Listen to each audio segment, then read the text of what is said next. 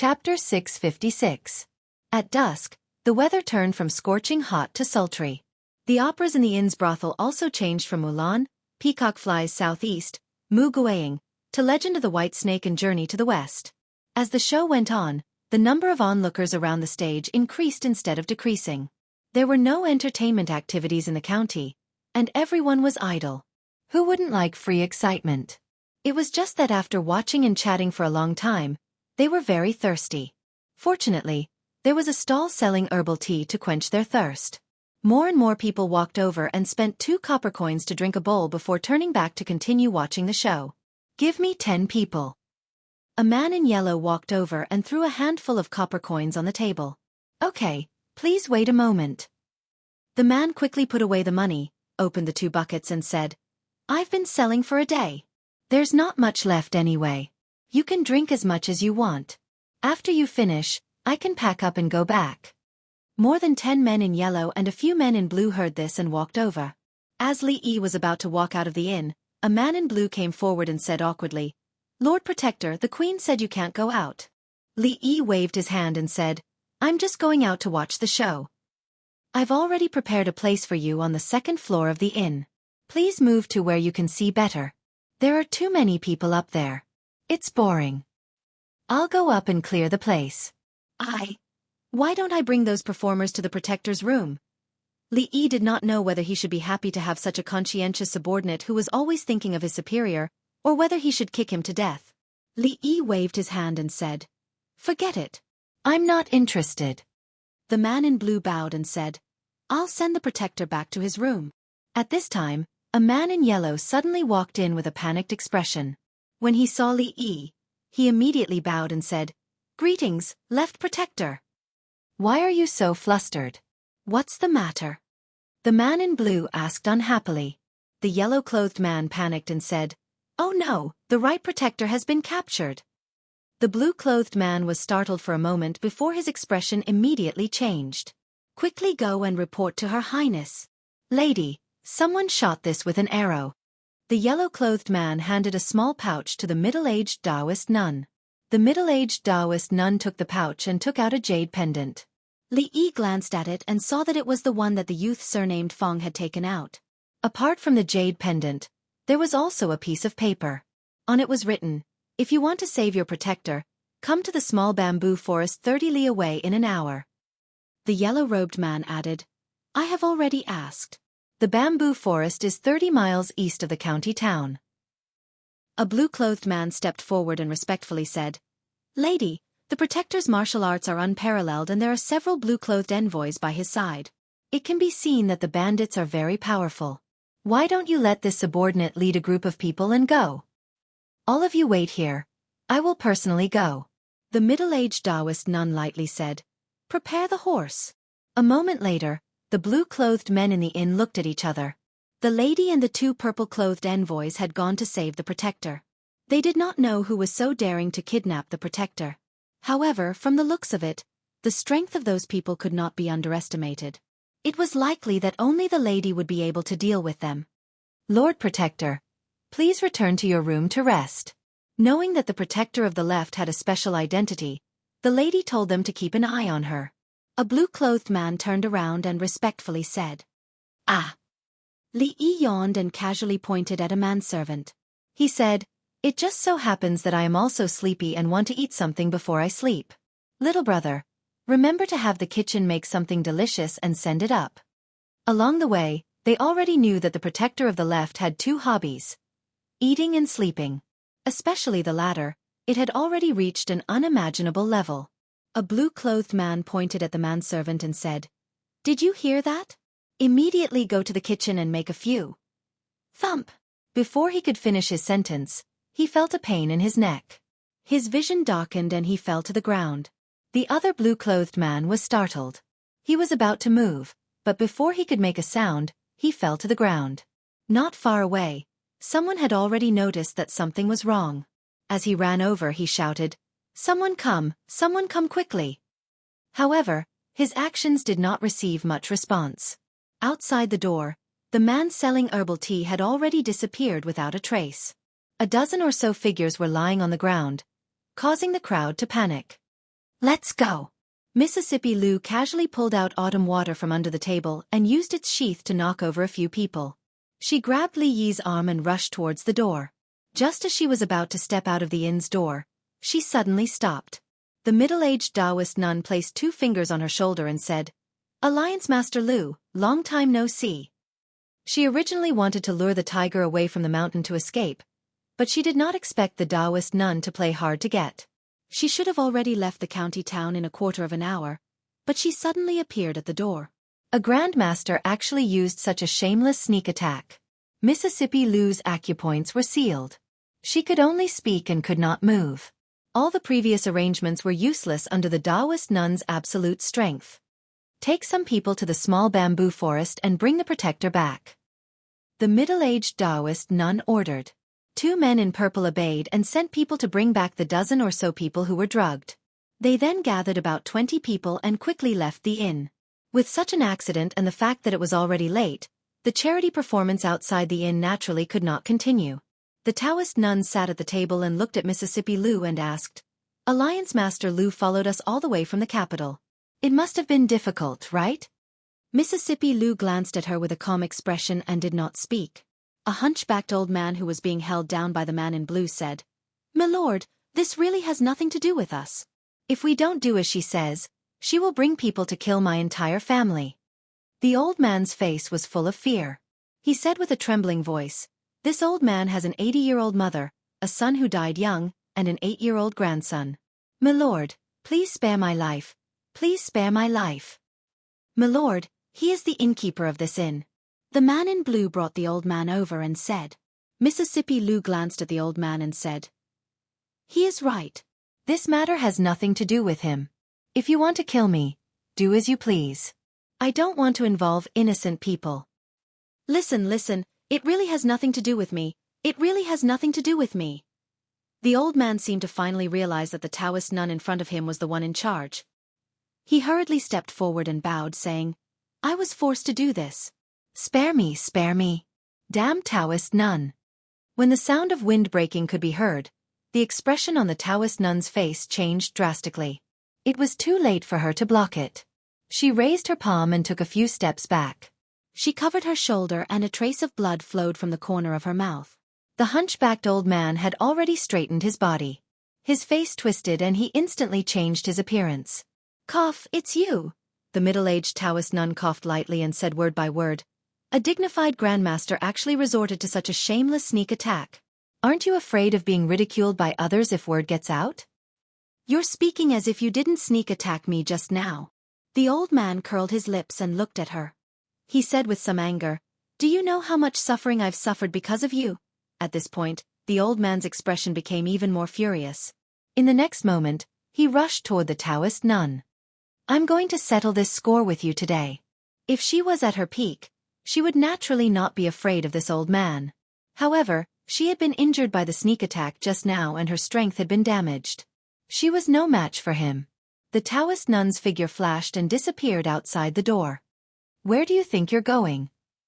After dealing with the Taoist nun, these small fries were naturally easy to deal with. Thinking of the hardships he had suffered along the way, the old man's resentment toward her immediately increased. He immediately followed her out. "How do we unseal her acupoints?" Li Yi looked at Mississippi Lou and asked anxiously. Mississippi Lou shook her head. "She used a unique technique. You can't undo it." "Then what should we do?"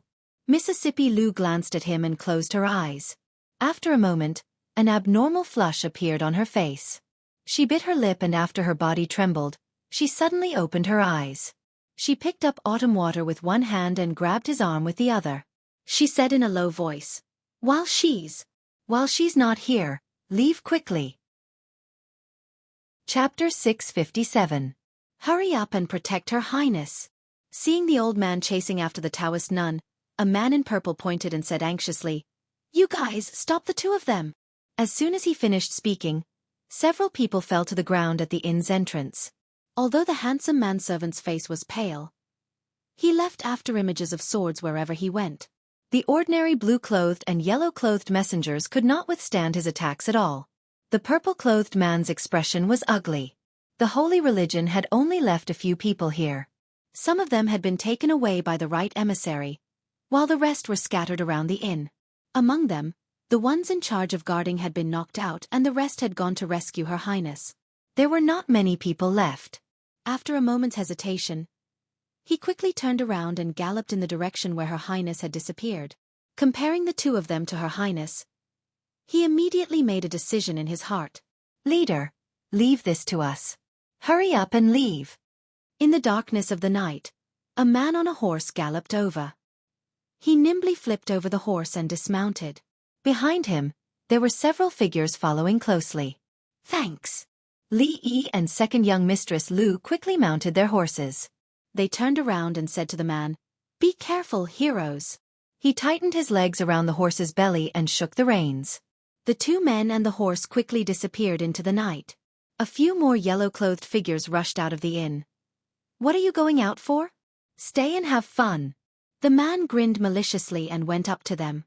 In an instant, the sound of weapons clashing rang out in the inn. One of the blue-clothed men had extraordinary skills, but the other side had more people. The yellow-clothed men could not help him much. The two groups were in a stalemate and fell into a stalemate. After a while, the man in front estimated that it was about time and shouted, "There's trouble. Brothers, retreat." As soon as he said this, the others no longer continued to fight. They quickly left the inn and ran into the depths of the night. Inside the inn, the blue-clothed man covered his wound with a gloomy expression. A yellow-clothed man came forward and asked anxiously, "Sir, what should we do now?" The blue-clothed man thought for a moment, then said in a deep voice, "Wait here for the Empress to return." Not long after, another person came forward to report. This subordinate found the shopkeeper tied up in the woodshed in the backyard. There were also a few workers there. After the battle just now, the blue-clothed and yellow-clothed men were all injured. They came to the woodshed and untied the ropes that bound the shopkeeper and his assistants. The man in blue asked in a deep voice, "Do you know the identity of the person who kidnapped you?" The manager of the restaurant was an old man. At this moment, his face was pale. His lips trembled as he said, I don't know." The man in blue turned around with a gloomy face. Just as he was about to speak, he lowered his head and saw a dagger protruding from his chest. He turned his head back with difficulty. Shill, shill, shill. Several air-piercing sounds rang out, and the yellow-clothed men behind the blue-clothed man were all shot in between their eyebrows. They fell to the ground in response, and the waiters of the inn put away their crossbows. The old man pulled out the dagger and said in a low voice, "Hurry up and clean up."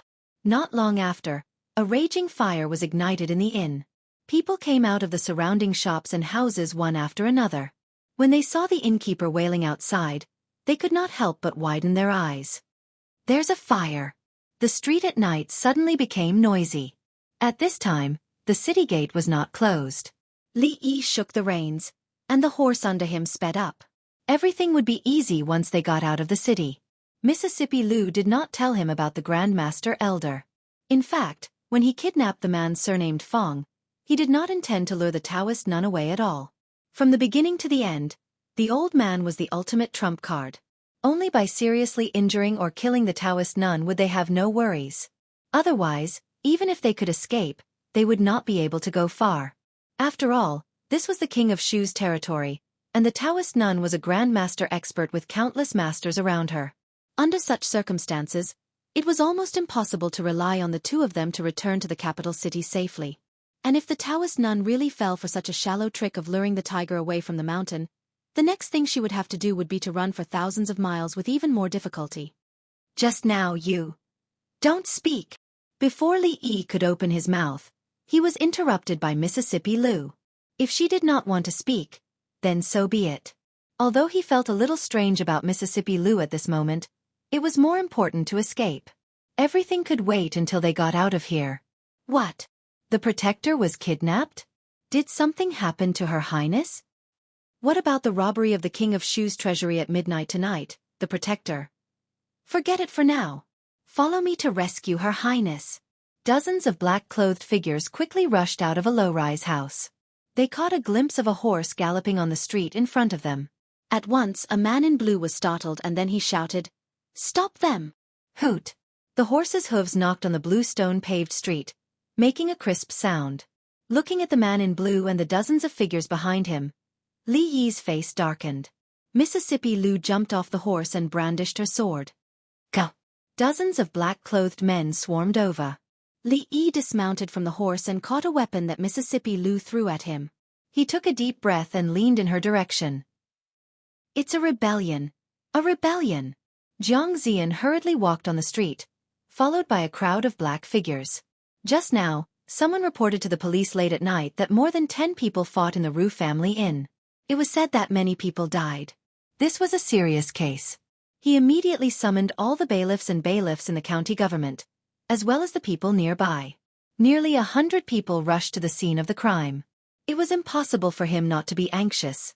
If there were large-scale civilian casualties tonight, his position as the county lieutenant would be over. Although he wasn't very satisfied with this position, it was better than nothing. Resigning and being dismissed had completely different meanings. Sir, look ahead. Suddenly, the bailiffs at the front stopped, pointed to the front, and said loudly. Jiang Ziyan raised his head and saw on the street in front of him, dozens of black-clothed men surrounded two figures, and the sound of weapons colliding came from the front. Lawless, really lawless. In broad daylight, in broad daylight. In broad daylight, in front of the dignified county lieutenant, they committed such violence. Jiang Ziyan's face showed fury. He waved his hand and said, "What are you waiting for? Save them." He retreated to the back of the bailiffs and then ran forward quickly with them. Li Yi's chest rose and fell slightly. He leaned back to back with Mississippi Lu. Around them were dozens of black-clothed men. Many people could only fall to the ground and moan, but there were still many people around them. Mississippi Lu coughed softly. Li Yi looked back and happened to see her wipe the blood from the corner of her mouth. "Are you hurt?" His face changed and he asked hurriedly. Mississippi Lu backhanded a person who was close to her and cut him down. She said coldly, "Don't be distracted in a fight of life and death. Have you forgotten what I taught you before?" Li Yi was stunned. He gritted his teeth and held the sword in his hand tightly again. "Catch them alive," the man in blue said coldly, but his face suddenly changed. He turned his head and looked behind him. A flurry of footsteps approached from afar. Nearly 100 bailiffs and bailiffs ran over and surrounded them. Dozens of black-clothed men immediately gathered in a circle and pointed their weapons at them. Mississippi Lu's body swayed, and Li Yi hurriedly held her. "People inside, listen up. You have been surrounded. I'll give you 3 breaths to think about it. Put down your weapons and surrender immediately. Otherwise I won't be polite." Jiang Ziyan stood behind a tall and strong bailiff and shouted. Li Yi looked in a certain direction and asked tentatively, "Brother Jiang? Is it Brother Li?" A head popped out from behind the tall and strong bailiff. Jiang Ziyan's face was full of surprise and joy. He looked at Li Yi and hurriedly said, "Brother Li, what are you doing there? Come out." Immediately, the bailiffs made way for them. Li Yi helped Mississippi Lu out. The man in blue's face changed, but he didn't do anything in the end. "What the hell is going on? Why are they chasing you?" Jiang Ziyan looked at him and asked in surprise. "It's a long story." Li Yi looked at him and said, "Thank you for saving us, Brother Jiang." "It's my pleasure." Jiang Ziyan waved his hand. Black-clothed and masked. These people don't look like good people. As the county lieutenant, it's my duty to keep order. Li Yi looked at him and said, "It's urgent. I need to leave the city now." Before he finished speaking, Jiang Ziyan took out a token from his waist and handed it to him. He said, "The city gate is closed now. Brother Li, take this token and leave the city. They won't stop you." Li Yi looked at the men in black and said, "These people." Jiang Ziyan smiled and said, "Brother Li, you can leave. Leave these people to me." Li Yi helped Mississippi Lu get on the horse. He looked at him deeply and said, "Brother Jiang, I will repay your kindness in the future." He shook the reins and the horse galloped in the direction of the city gate. "You and I hit it off at first sight. You're welcome." Jiang Ziyan watched him go away. He looked back at the bailiffs and bailiffs, pointed at the men in black and said coldly, "Take them all down." Chapter 658. You don't come near me. I'm the county lieutenant of this county, an official of the imperial court. If you dare to do anything to me, the imperial court will not let you go even if you run to the ends of the earth. Zhang Ziyan's face was pale. Looking at the man in blue walking toward him, he kept retreating. At this moment, nearly 100 government servants and strong men he brought with him were all lying on the ground. Of course, there were not many men in black left. Only a few of them could stand steadily at this moment. Damn it! The man in blue glared at him fiercely, looked back in a certain direction and said coldly, "Go after them." A few standing men in black followed behind him and rushed forward. The remaining men in black helped each other to stand up. Those who were lightly injured carried those who were seriously injured, and soon disappeared on the street. "Are you all right?" Zhang Ziyan hurriedly ran over and asked. After a while, he breathed a sigh of relief. Although these men were a little embarrassed, fortunately, they did not kill them. The most serious injuries were only some superficial wounds. He looked up in the direction of the city gate and murmured, "Brother Li should have left the city by now, right?" At the same time, the man in blue looked at the closed city gate and the 2 rows of soldiers at the gate. His face was gloomy and he said unwillingly, "Retreat." On a path in the forest outside Yong County, Li Yi rode on a horse. He turned around and looked at Mississippi Lu worriedly, asking, "How do you feel now?" "I'm fine." Mississippi Lu bit her lip, shook her head, and fell from the horse. Li Yi's face changed. He hurriedly flew down and caught her. Under the moonlight, her face could not be seen clearly. Li Yi reached out to touch her forehead, and his face changed again. "It's so hot." He turned his head and looked around. Apart from the sounds of unknown insects, the forest was quiet. He had just escaped from Yong County. It was a barren mountain and there was not even a place to stay. There was not even a shadow of a person. Where could he find a doctor? "I'm really lucky today. That caravan looks a little small, but it's a fat sheep. I didn't expect that there would be people passing by in the middle of the night in the wilderness. I told you, Yong County is my lucky place." A black shadow jumped down from the tree. His shiny head was particularly eye-catching under the dim light of the night. He pointed at the scholar in front of him and said loudly, "This road is opened by me, and this tree is planted by me. If you want to pass through, you must pay for the road. Scholar, hurry up and hand over all your valuables. Oh, you even have a horse. Not bad, not bad." Li Yi gently put Mississippi Lu down. 3 breaths later, he held the bald bandit by the neck and asked coldly, "Where can I find a doctor?" "Spare my life, great hero." The bald bandit's face was pale as he spoke in a trembling voice. "Open your mouth." Li Yi exerted some force in his palm, and the bandit immediately opened his mouth.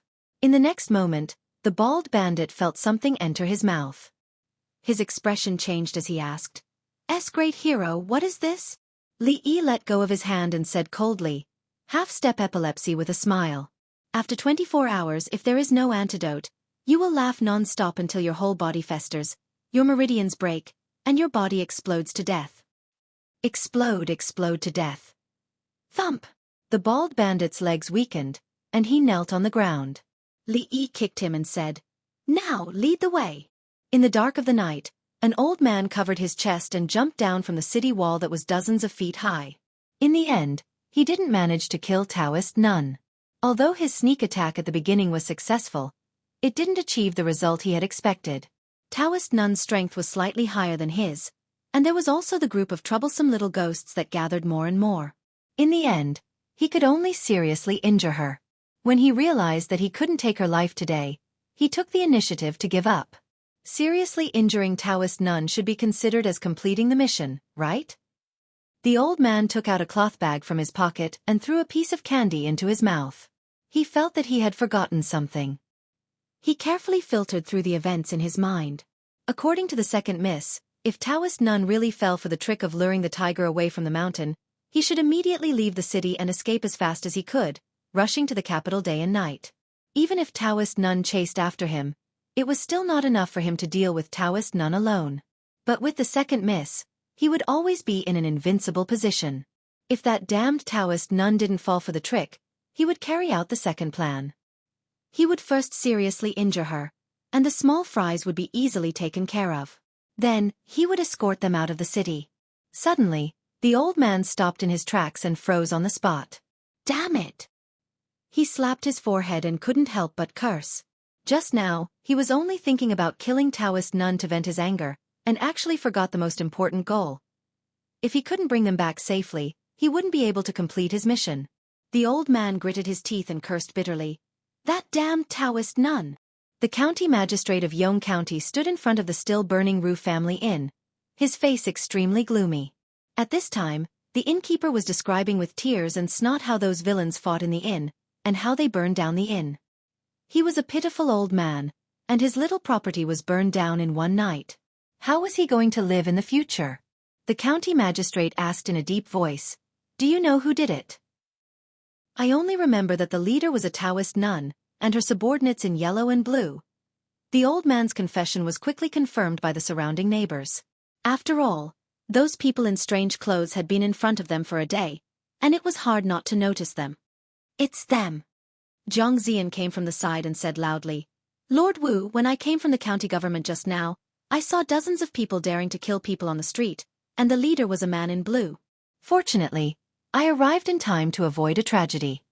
The county magistrate nodded and said, "The imperial court has sent an official document saying that Li Yi, the county earl of Chong'an, was kidnapped by a nun from the capital city, and may have arrived in Suzhou. So it should be Taoist nun."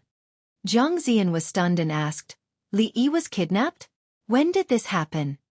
"About a month ago." The county magistrate said, "The imperial court asked us to rescue them immediately once we find their traces. His Highness, the King of Shu, has just ordered us to report to him immediately if there is any news." Zhang Zian seemed to have not recovered from the news. After a while, a strange expression appeared on his face and he murmured, Li Yi, I didn't expect that you would have such a day." After a while, he seemed to think of something, and his face changed. He asked the shopkeeper, "What does the Taoist nun look like? Who else is with her?" "About 40 years old, and there is a young man who always wears a white robe beside her." The shopkeeper immediately told the truth. Zhang Zian immediately asked, "Is his surname Feng?" Yes. The young man surnamedly called him Brother Feng," the shopkeeper said immediately. Zhang Zian continued to ask, "Is the young man surnamed Li Xian?" The old man shook his head and said, "I don't know about this." Zhang Zian's breathing became a little rapid, and he asked, "Think about it again. Who were they with when they came?" A shop assistant came up and said, "I remember that the young man surnamed Feng has been here for a long time. Yesterday, in addition to the Taoist nun and those strange people, there was another young man, but what?" Zhang Zian asked impatiently. "But the young man's appearance." The shop assistant thought for a while, shook his head and said, "Maybe the first day was at night, and I saw wrongly. I always felt that the young man looked a little different on the second day." Zhang Zian stood there in a daze, and his face was blank and lifeless. The county magistrate of Yong County looked at him and asked in confusion, "Lord Zhang, what's wrong?" "Nothing." Zhang Zian shook his head and said, "Lord Wu, I just fought with the bandits and consumed too much energy. Now I want to be alone, so I'll leave this place to you." After saying that, Zhang Zian turned around and left, his back lonely and bleak. The county magistrate of Yong County watched him leave, his face full of shock. The cold moonlight shone on Suzhou, on Yong County, and on a dried-up well in a courtyard that had been abandoned for a long time. "Is there anyone?" The man surnamed Feng was lying at the bottom of the well with a swollen face. He looked up at the mouth of the well and said weakly. Beside him, a few people in blue and yellow, who had either broken arms or legs, looked up at the sky and spoke in a hoarse voice. "Is there anyone? Save us. Goddess, save us." Chapter 659. Yong County was the border of the Jing Kingdom, facing the Qi Kingdom across the river. There were many mountains around it, and most of the villages were built on the mountains. The location was remote, and the people were poor. There were many bandits in the mountains. Not only did the bandits often go down the mountains to harm the villagers, but they also targeted the merchants who traveled between the Jing and Qi Kingdom. The Black Wind Stronghold used to be a stronghold for a small group of bandits. The name of the stronghold was Domineering, but it was actually just a few small houses in the mountains. The number of bandits was less than 20. A few months ago, they were blind enough to target a small caravan. They didn't expect the caravan to hire powerful guards. The 20 bandits were all killed, and their heads were hung on a tree. From then on, the Black Wind stronghold only had a few small houses. After being abandoned for a few months, the stronghold had a new owner at noon today. At this time in a clean room, the bald bandit said with a trembling voice, "Hero, we don't have a doctor here." Li Yi touched Mississippi Lu's forehead and looked at him. "Do you have wine?" "I just moved here today, I don't have any," the bald bandit said. Seeing that the hero's face darkened, he immediately nodded his head like a chick pecking rice. "Yes, there should be. I robbed a small caravan today. They definitely have some wine. I'll go get it immediately." After leaving the room and closing the door gently, the bald bandit let out a long sigh of relief. This young man looked like a gentleman, but when he fought, how could he be so terrifying? A bandit came up and said in a low voice, "Boss, he's only one person, and he's a burden. Why don't we charge in and kill him with one strike each?" The bald bandit smacked his head and scolded, "Shut up. Where are the people from the afternoon locked up? Take me there quickly." It was easy to rush in, and it was also easy for each of them to chop down. However, it was hard to say if they could defeat the young man together. Moreover, if they really killed him, who would cure the poison of the half-step upside down with a smile? If they didn't have the antidote after 24 hours, he would laugh non-stop, his whole body festering, his meridians broken, and his body exploding. In the innermost room, the bandit knew that his boss was in a bad mood and didn't dare to provoke him again. He immediately said, "Boss, I'll take you there." "Boo-hoo. Miss, are we going to die?" In a dilapidated room, there was a soft sobbing sound. After a moment of silence, a young woman's voice rang out, "It's all my fault. If I hadn't been so stubborn, I wouldn't have been caught by these bandits." In the corner, a big man's face turned red as he said, "Miss, please don't say that. It's all my fault, I didn't protect you well." That surnamed Bai was plotting against Miss. It was right for Miss not to be with him. "If I had been more vigilant, I wouldn't have." The female voice paused for a moment, then said, "It doesn't matter. At that time, you won't be able to do anything." Another young man said regretfully, "If they hadn't captured Miss, we wouldn't have been afraid of them." An old voice sighed and said, "Be quiet, don't let them hear us. Right now we should be thinking about how to escape." Bang! Just as the old man finished speaking, the door was suddenly pushed open and a bald man walked in from outside. After seeing the bald man in the light of the lamp, the sobbing servant girl immediately stopped crying and shrank back. Her eyes filled with fear. Seeing these people enter, the beautiful woman's expression also changed slightly. The veins on the big man's forehead bulged and he said loudly, "If you have any problems, come at me, don't hurt my miss." The bald bandit glanced at him and asked, "Do you have wine?" The big man was stunned, thinking that not only did this bald man want to sully the miss, but he also wanted wine to liven things up. He immediately widened his eyes and said angrily, "If you want to kill me, do as you please. Don't you dare sully my miss. Are you King crazy?" The bald bandit kicked the big man and said angrily, "I asked you if you have wine, what does that have to do with your miss?" The big man was stunned. "Didn't you want my miss to suppress the stronghold?" The bald bandit kicked him again and said, "Are you trying to kill me? Less nonsense. Tell me, do you have wine?" This time, he ran away from home because he couldn't stand being looked down upon at home. He swore that he wouldn't go back until he made a name for himself. When the time came, that tigress would look at him in a different light. Before he made a name for himself, he already had a wife to suppress the stronghold. Wouldn't he be beaten to death by that tigress? "The wine is in the second carriage," the beautiful woman said. "Why didn't you say so earlier?" The bald bandit glanced at her and walked out the door. When he reached the door, he said again, "Don't think I didn't hear you just now. Don't think about running away. Send a letter home and pay 1,000, at least 800 taels of ransom, and I will let you go. Don't worry before that, I won't touch a single hair of yours." Hearing the door slam, the woman raised her head, a complicated expression on her face. 800 taels. Did he know how much the goods in those 2 carriages were worth? Just that piece of glazed ware alone was more than 10 times that price. All the goods added together, it would be at least 100 times that number. The big man twisted his body and said softly, "Miss, don't worry, we will be able to leave very soon. He moved his wrist, a hint of sharpness faintly appearing in his palm. Hero, the wine is here. The bald bandit fawningly placed a jar of wine and 2 empty bowls on the table. Li Yi lowered his head to look at the porcelain bowls. The bald bandit immediately said, I just bought it, it's clean. Get out. Hero, the antidote. Open your mouth. The bald bandit was overjoyed and immediately opened his mouth. Li Yi raised his hand and something flew into his mouth. Did you swallow it? Li Yi looked at him and asked. Yes, I swallowed it, thank you, hero. The bald bandit's face was full of joy. When he turned around, a sneer appeared on his face. He walked to the door and turned back to ask, Hero, was that the antidote just now? No. The bald bandit's expression was startled. Li Yi said lightly, You ate 2 half-step with a smile.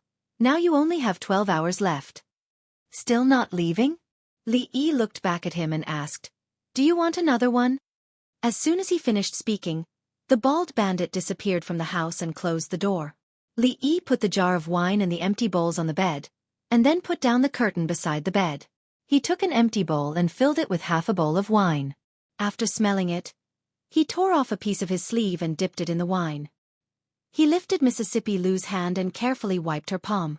She was having a fever now, and there was no antipyretic, so she could only use the primitive method of physical cooling.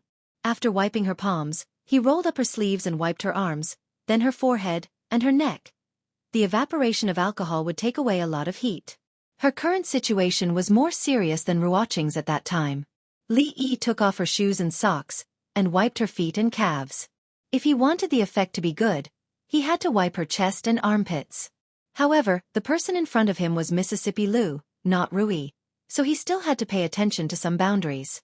Li Yi sat by the bed and reached out to touch her forehead. It was still a little hot. The servant's clothes were very tight, and the buttons were buttoned all the way to the neck, which was not good for heat dissipation. Li Yi frowned and unbuttoned her neck and chest.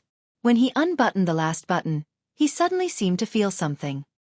He raised his head and met Mississippi Lou's clear eyes. The atmosphere was momentarily heavy. You have a fever. Li Yi looked at her, waved the strip of cloth in his hand, and said, Wipe it with alcohol, it can reduce the fever. Mississippi Lou raised her wrist and saw that her sleeves were almost down to her shoulders. She also felt a little cold on her calves and feet. She looked at Li Yi again. Li Yi dipped the strip of cloth in the wine and gently wiped it on her forehead again. He said, The situation is special now, so let's not bother about these things. Besides, there is an old saying that the sister-in-laws of what? She looked at Li Yi with bright eyes and asked. Chapter 660. Sister-in-laws. A hint of anger appeared on Li Yi's face. He patted her forehead and said, Why are you asking so many questions? What you need now is a good rest. Mississippi Lou didn't react at all. After looking at him, she slowly closed her eyes. Li Yi's face began to show real worry. It seemed that she was really badly injured. Otherwise, she would definitely return that blow 10 times over. He put the cloth aside and asked worriedly, How are your injuries? I won't die. After a long time, her faint voice was heard. She had forcefully used her true qi to open the acupoints sealed by Taoist nun. This time, she was indeed seriously injured. In a short period of time, she probably couldn't fight with anyone again. It would take at least a few months to recuperate. After a while she opened her eyes and asked, Where are we? Li Yi waved his hand and said, Don't worry about that. I'll take you to see a doctor tomorrow. Mississippi Lou shook her head and said, No need. We'll leave Shuzhou immediately. Otherwise, Taoist nun will find us sooner or later. Li Yi shook his head and said, Let's see a doctor first. Outside the door, a few bandits squatted in the yard. The bald bandit turned his head to look at the room and let out a long sigh. There are still 10 hours left. Big brother, it's all our fault. We shouldn't have persuaded you. Beside him, a bandit's face was full of regret. He said, If I had known this day would come, I would have let you go back and turn over a new leaf 2 days ago. We're all brothers. It's not your fault. The bald bandit patted him on the shoulder and said, Besides, if I don't make a name for myself, I won't have the face to go back. Big brother, when we get the antidote, Let's go back and apologize to sister-in-law, and this matter will be over. A man sighed and said, a day together as husband and wife means endless love. Sister-in-law won't make things difficult for you. I won't go back. The bald bandit gritted his teeth and said, I won't go back if I don't make a name for myself. Let's see what that tigress has to say when I become the greatest bandit of this generation. Everyone couldn't help but sigh. It wasn't easy to become the greatest bandit of this generation, and it was even harder to conquer that tigress. Not good, big brother. Be careful. They escaped. A voice suddenly rang out from behind them. They immediately stood up and saw a brother running out from one of the rooms. Behind him, a man rushed out of the room, followed by several figures. Get your weapons. The bald bandit's expression changed. The people around him reacted and immediately ran in that direction. Miss, you guys leave first. Leave this to us. The man turned his head and shouted. He then grinned maliciously at the two bandits. Damn it, I fell for your trap today. Do you really think I'm afraid of you?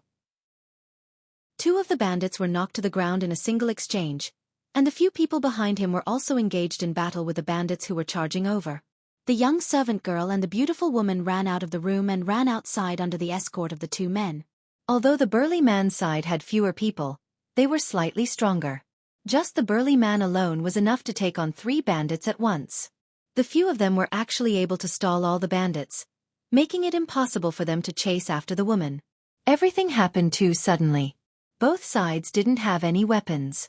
At this moment, it was all close combat, and the fight was quite intense. At this moment, a young man walked out of a room while supporting another person. The large man turned his head to look and was slightly startled. He immediately said loudly, Scholar, what are you waiting for? We'll stop these bandits. You should hurry up and escape. The scholar seemed to be frightened by the situation in front of him. He stared blankly at the scene in front of him and didn't move at all. Dalung, you go take them away.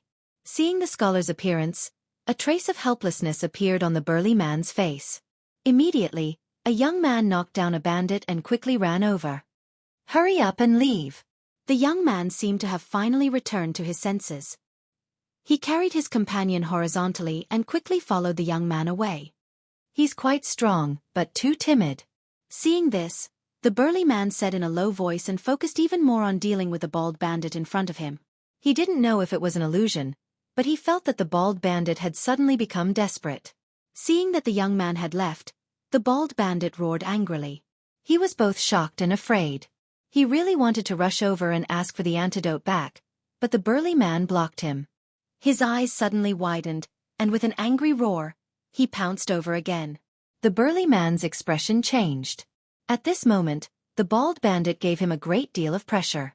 A quarter of an hour later, the burly man panted heavily, his whole body drenched in sweat.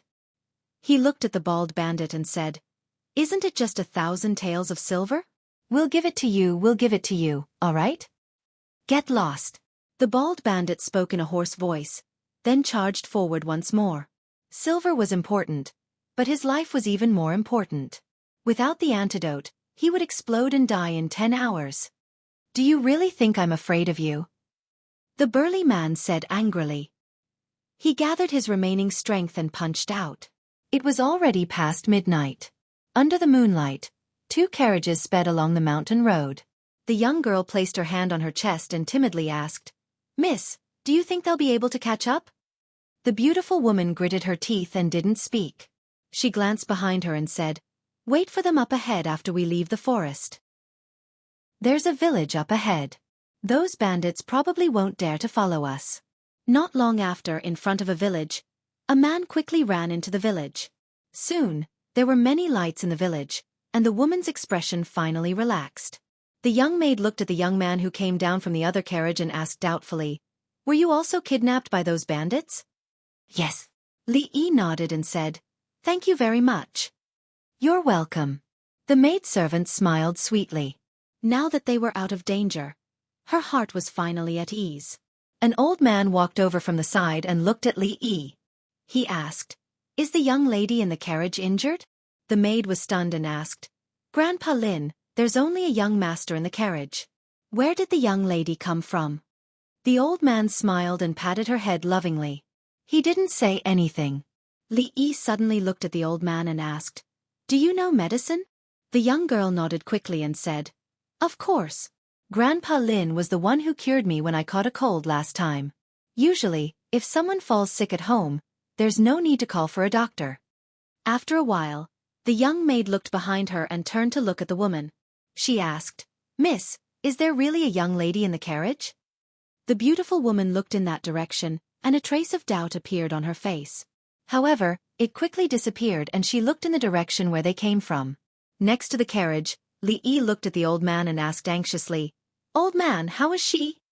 "This young lady should be a martial artist, right?" The old man stroked his beard and asked. Li Yi nodded. "This young lady's internal organs have suffered serious injuries. It seems that she took a wrong turn when she was cultivating." The old man looked at him and said, "Although it is good to practice martial arts, one should not be too hasty. Fortunately, this young lady's physique is extraordinary. Otherwise, she would have lost her life long ago. Even so, if she wants to recover, she will need to rest for at least half a year." Li Yi was slightly relieved. It was fine as long as her life was not in danger. At this moment, he could roughly guess when she was injured. He looked back and could only shake his head helplessly. At a certain time, the young maid suddenly shouted, "They're back!" The man was at the front with a few people behind him. They were jogging towards the carriage. "How are you? Are you hurt?" "I'm fine." The man panted and shook his head. He said, That bald man, he's a madman. He doesn't care about his life. He chased after us with all his might. In the end, I knocked him out and we took the opportunity to retreat. The bandits didn't catch up." Chapter 661. What? You're saying that Taoist nun is the one who took Li Yi away from the capital? The king of Shu stood up abruptly from his chair and asked, "Where is he now?" "I haven't seen Uncle Li. He should be hidden by them." Jiang Ziyan said guiltily, "I'm incompetent and failed to save Uncle Li from those people." "Where's Taoist nun?" the king of Shu asked again. "He disappeared last night," Jiang Ziyan said with his head down. "Find him." The king of Shu slammed the table and said, "Find him for me." A moment later, Jiang Ziyan walked out of the mansion of the king of Shu and let out a long sigh of relief. Although almost a night had passed, the feeling in his heart was still a little complicated. He waved his hand and said to a constable beside him, "Pass down my order. All government runners and civilians are to search every village. Report to me immediately if you find any news of those people." At this time, in a village not far from Yong County, dozens of figures were waiting respectfully outside a courtyard. In the courtyard, the man in purple bowed and said, "Lady, I've sent people to check the small bamboo forest mentioned by that man, but they didn't find the protector." The middle-aged Taoist nun leaned against the headboard, her hair slightly messy and her face pale. She waved her hand and said, "Continue to search in the city. In addition, send more people to look for those two people." "Yes." The man in purple answered and walked out of the door. Not long after, the dozens of people in blue and yellow outside changed their clothes and dispersed. In a dry well in Yong County, the man surnamed Fong was pale. His acupoints had been sealed, so he couldn't run his genuine qi. He looked up at the sky at the mouth of the well with despair on his face. Outside Yong County, deep in a mountain forest, the bald man leaned against a tree with a dull expression. His eyes were lifeless, and he also looked up at the sky. "How much time do I have?" After an unknown period of time, his lips moved with difficulty. A bandit beside him looked at the sky and sighed, saying, "Less than an hour." The bald man put his hands behind his head and said, "After today, you can go back. Big brother." The bald man waved his hand and said, "Go back and farm well. Although the days are a little hard, you won't starve to death. It's better than hanging your head on a belt." Half-step mental disorder with a smile. "If I can't help but laugh later, give me a quick death. Then, dig a hole and bury me. Don't pile up dirt, don't erect a monument, don't do anything." A bitter smile appeared on the bald man's face. "Bleeding from all 7 apertures and exploding to death. It's too unsightly." A bandit gritted his teeth and stood up saying, "Big brother, I'll go get the antidote." "It's too late." The bald bandit waved his hand and said, "Go back and help me pass a message to your sister-in-law. Tell her that I don't regret marrying her in this life. It's all my fault.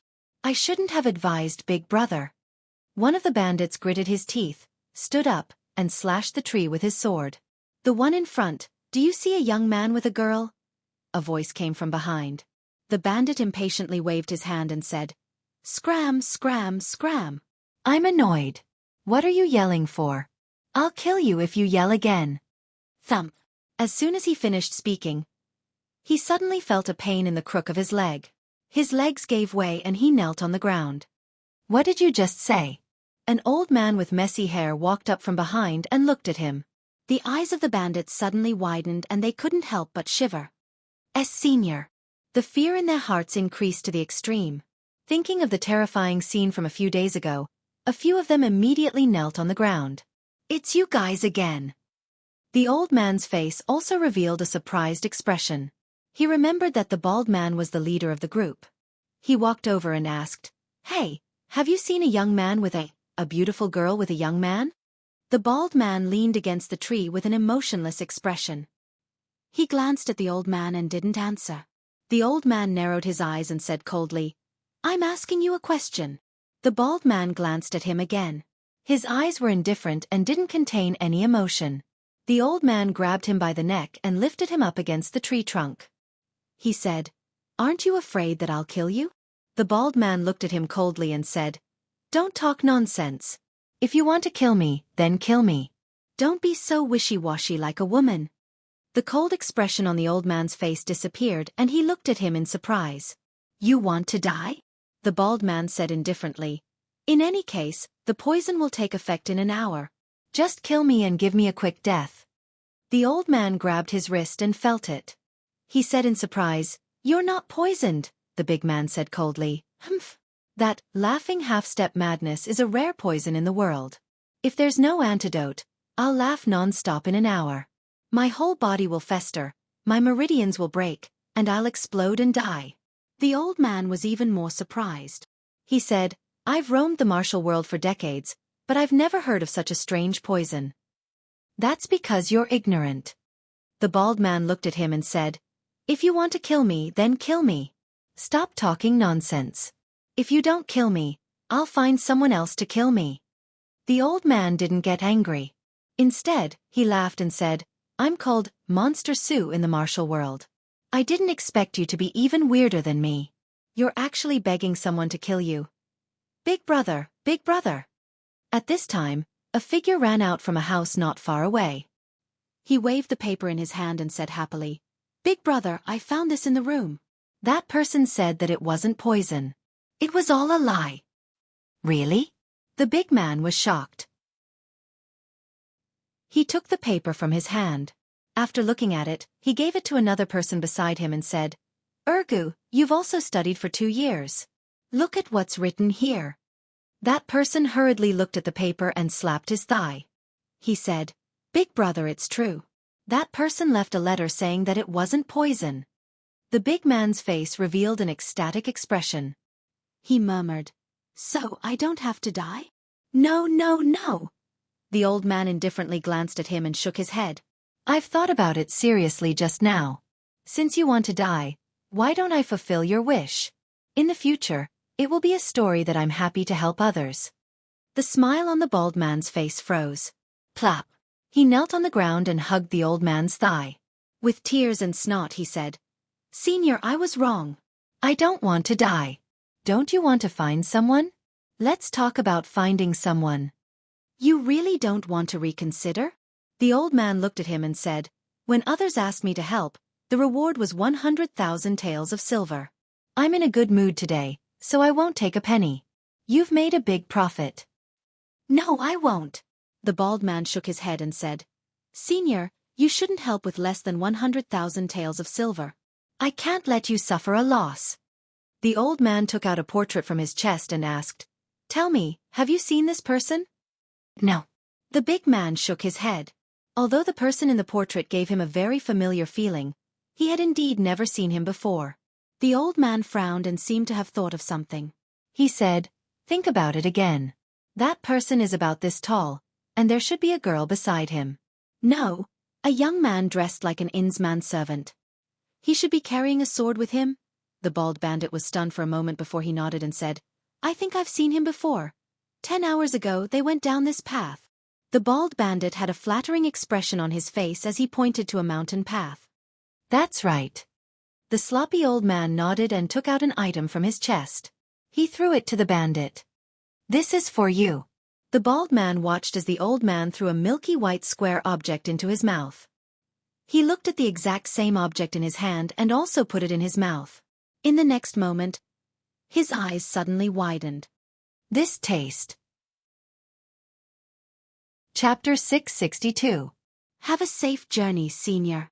On the mountain path, a dozen or so bandits stood in a neat row, bowing as they watched the sloppy old man leave. Only when his figure had completely disappeared did a bandit turn around and look at the bald man, saying, Big brother, let's go back. We're not cut out to be bandits. The other bandits all agreed. Thinking back to the days they had spent as bandits, they hadn't even made a single deal and had almost lost their lives. Just thinking about it made them feel disheartened. The bald bandit patted him on the shoulder and said meaningfully, Ergo, don't be discouraged when you encounter problems. Don't be afraid of failure. Since ancient times, which one of those who achieved great things has never experienced setbacks and tribulations? The young bandit opened his mouth. Big brother. I've decided. The bald bandit stood at the front of the mountain path and looked at the distant mountains. He pointed in a certain direction and said, As a bandit, I won't be satisfied if I don't go there. He turned around to look at the crowd and said, If you want to go back, then go back. Go back and live well. That's fine. We pledge our lives to follow Big Brother. A bandit half knelt on the ground and said loudly, We pledge our lives to follow Big Brother. We pledge our lives to follow Big Brother. The dozen or so figures all knelt down, their voices resounding through the mountain path in unison. You're a scholar. Why aren't you studying at home? What are you doing here in the wilderness? Li Yi said with a laugh as he leaned against the carriage. The man rode beside him. Reading 10,000 books is not as good as traveling 10,000 miles. Li Yi smiled and said, It's always good to travel more. Haha, you're a scholar after all. You speak exactly the same as my young miss. The man scratched his head and said, But, it's the first time I've seen someone who can talk about eloping with a girl in such a reasonable way. Li Yi looked at the slowly moving caravan and did not reply this time. He had already learned the identity of these people through a few short conversations along the way. This was a caravan traveling between the Qi Kingdom and the Jing Kingdom. Although the Qi Kingdom and the Jing Kingdom were enemies, this did not affect the merchants much. They would take the goods of their own country to another country to sell, and then buy the scarce goods of their own country from the other country. Going back and forth they could earn a lot of money. However, the distance between the two countries was long and there were countless dangers. Therefore, most of the caravans traveled in groups or attached themselves to some powerful large caravans. There were very few caravans that dared to travel alone with only a dozen people. A team led by a weak woman was even rarer. The carriage he was in was originally used to carry goods. Fortunately, there weren't many goods, so Mississippi Lu could rest inside. At this moment, the carriage was far away from Suzhou. Mississippi Lu's current condition was not suitable for her to travel. When they arrived at the next state capital, she could contact the local brothel. After that, things would be much simpler. The man left for a while and came back with the horse. He asked, My miss asked me to come and ask you where you are going? When we arrive at the next place where we can rest, let us down. Sorry for the trouble. Ah, it's a small matter, a small matter. The man waved his hand and said, Then I'll go and tell the Mississippi. Li Yi nodded. He lifted the curtain and looked inside. Mississippi Lu looked at him. You're awake? Mississippi Lu nodded. Then I'll sleep for a while. Call me if there's anything. He was already very tired after fighting with those men in black last night and rushing all the way here. He leaned against the carriage and lost consciousness the next moment. Mississippi Lu put autumn water aside. Just as Li Yi was about to slide down, she moved her body to the side. She looked down at Li Yi, who was still frowning in his sleep. After a long time, she looked away and let out a long breath. Li Yi was woken up by a bump. He rubbed his forehead that had bumped into the carriage. He turned his head to look and suddenly sat up. He blurted out, Rui. The man lifted the curtain and said, You're talking about that girl? The miss has invited her to the carriage in front. Li Yi rubbed his forehead again and asked, "Where are we now?" "You've only slept for less than an hour." The burly man said, "Look, that's the ferry in front. You should be from Jing country, right? When you reach the ferry, turn left and you'll reach Chen County, and turn right and you'll reach Yong County. It's closer to Chen County." Elder Lin said that this lady can't travel. "I'll help you hire a carriage." Li Yi was stunned for a moment as he listened to the burly man's incessant chatter. "Isn't this the carriage to the Jing kingdom?" "No." The man shook his head and said, "We've just returned from the Jing kingdom. After this ferry, we'll reach the Daqi kingdom." Li Yi jumped down from the carriage and rubbed his head. He had actually taken the wrong carriage. He definitely couldn't go to Yong County.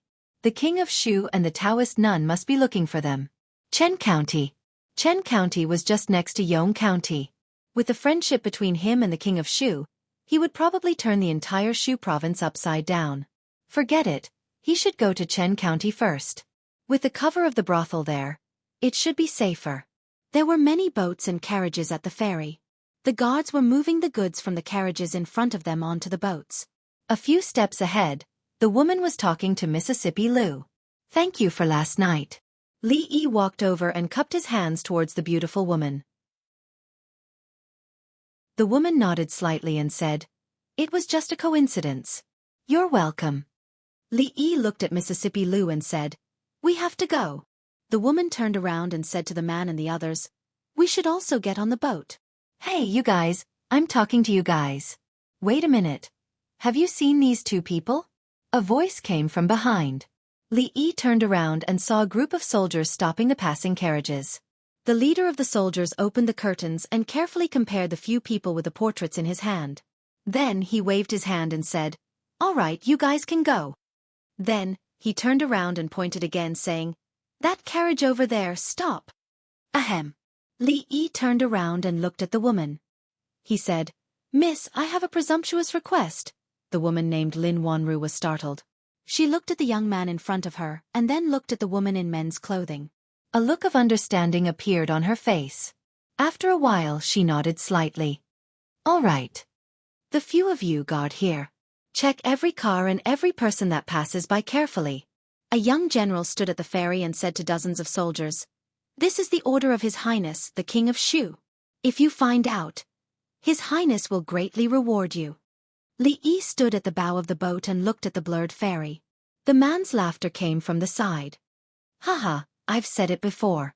If you want to go, go far away. It's not good to be caught doing this kind of thing. However, you guys are already like this. It doesn't matter where you are. Go to a place where no one knows you and live a good life. That's better than anything else." The man patted him on the shoulder and said, "You guys have no place to go for now. You can go to our place first. It's not far from here anyway. You're a scholar with a weak body, but you seem to be quite strong." Chapter 663.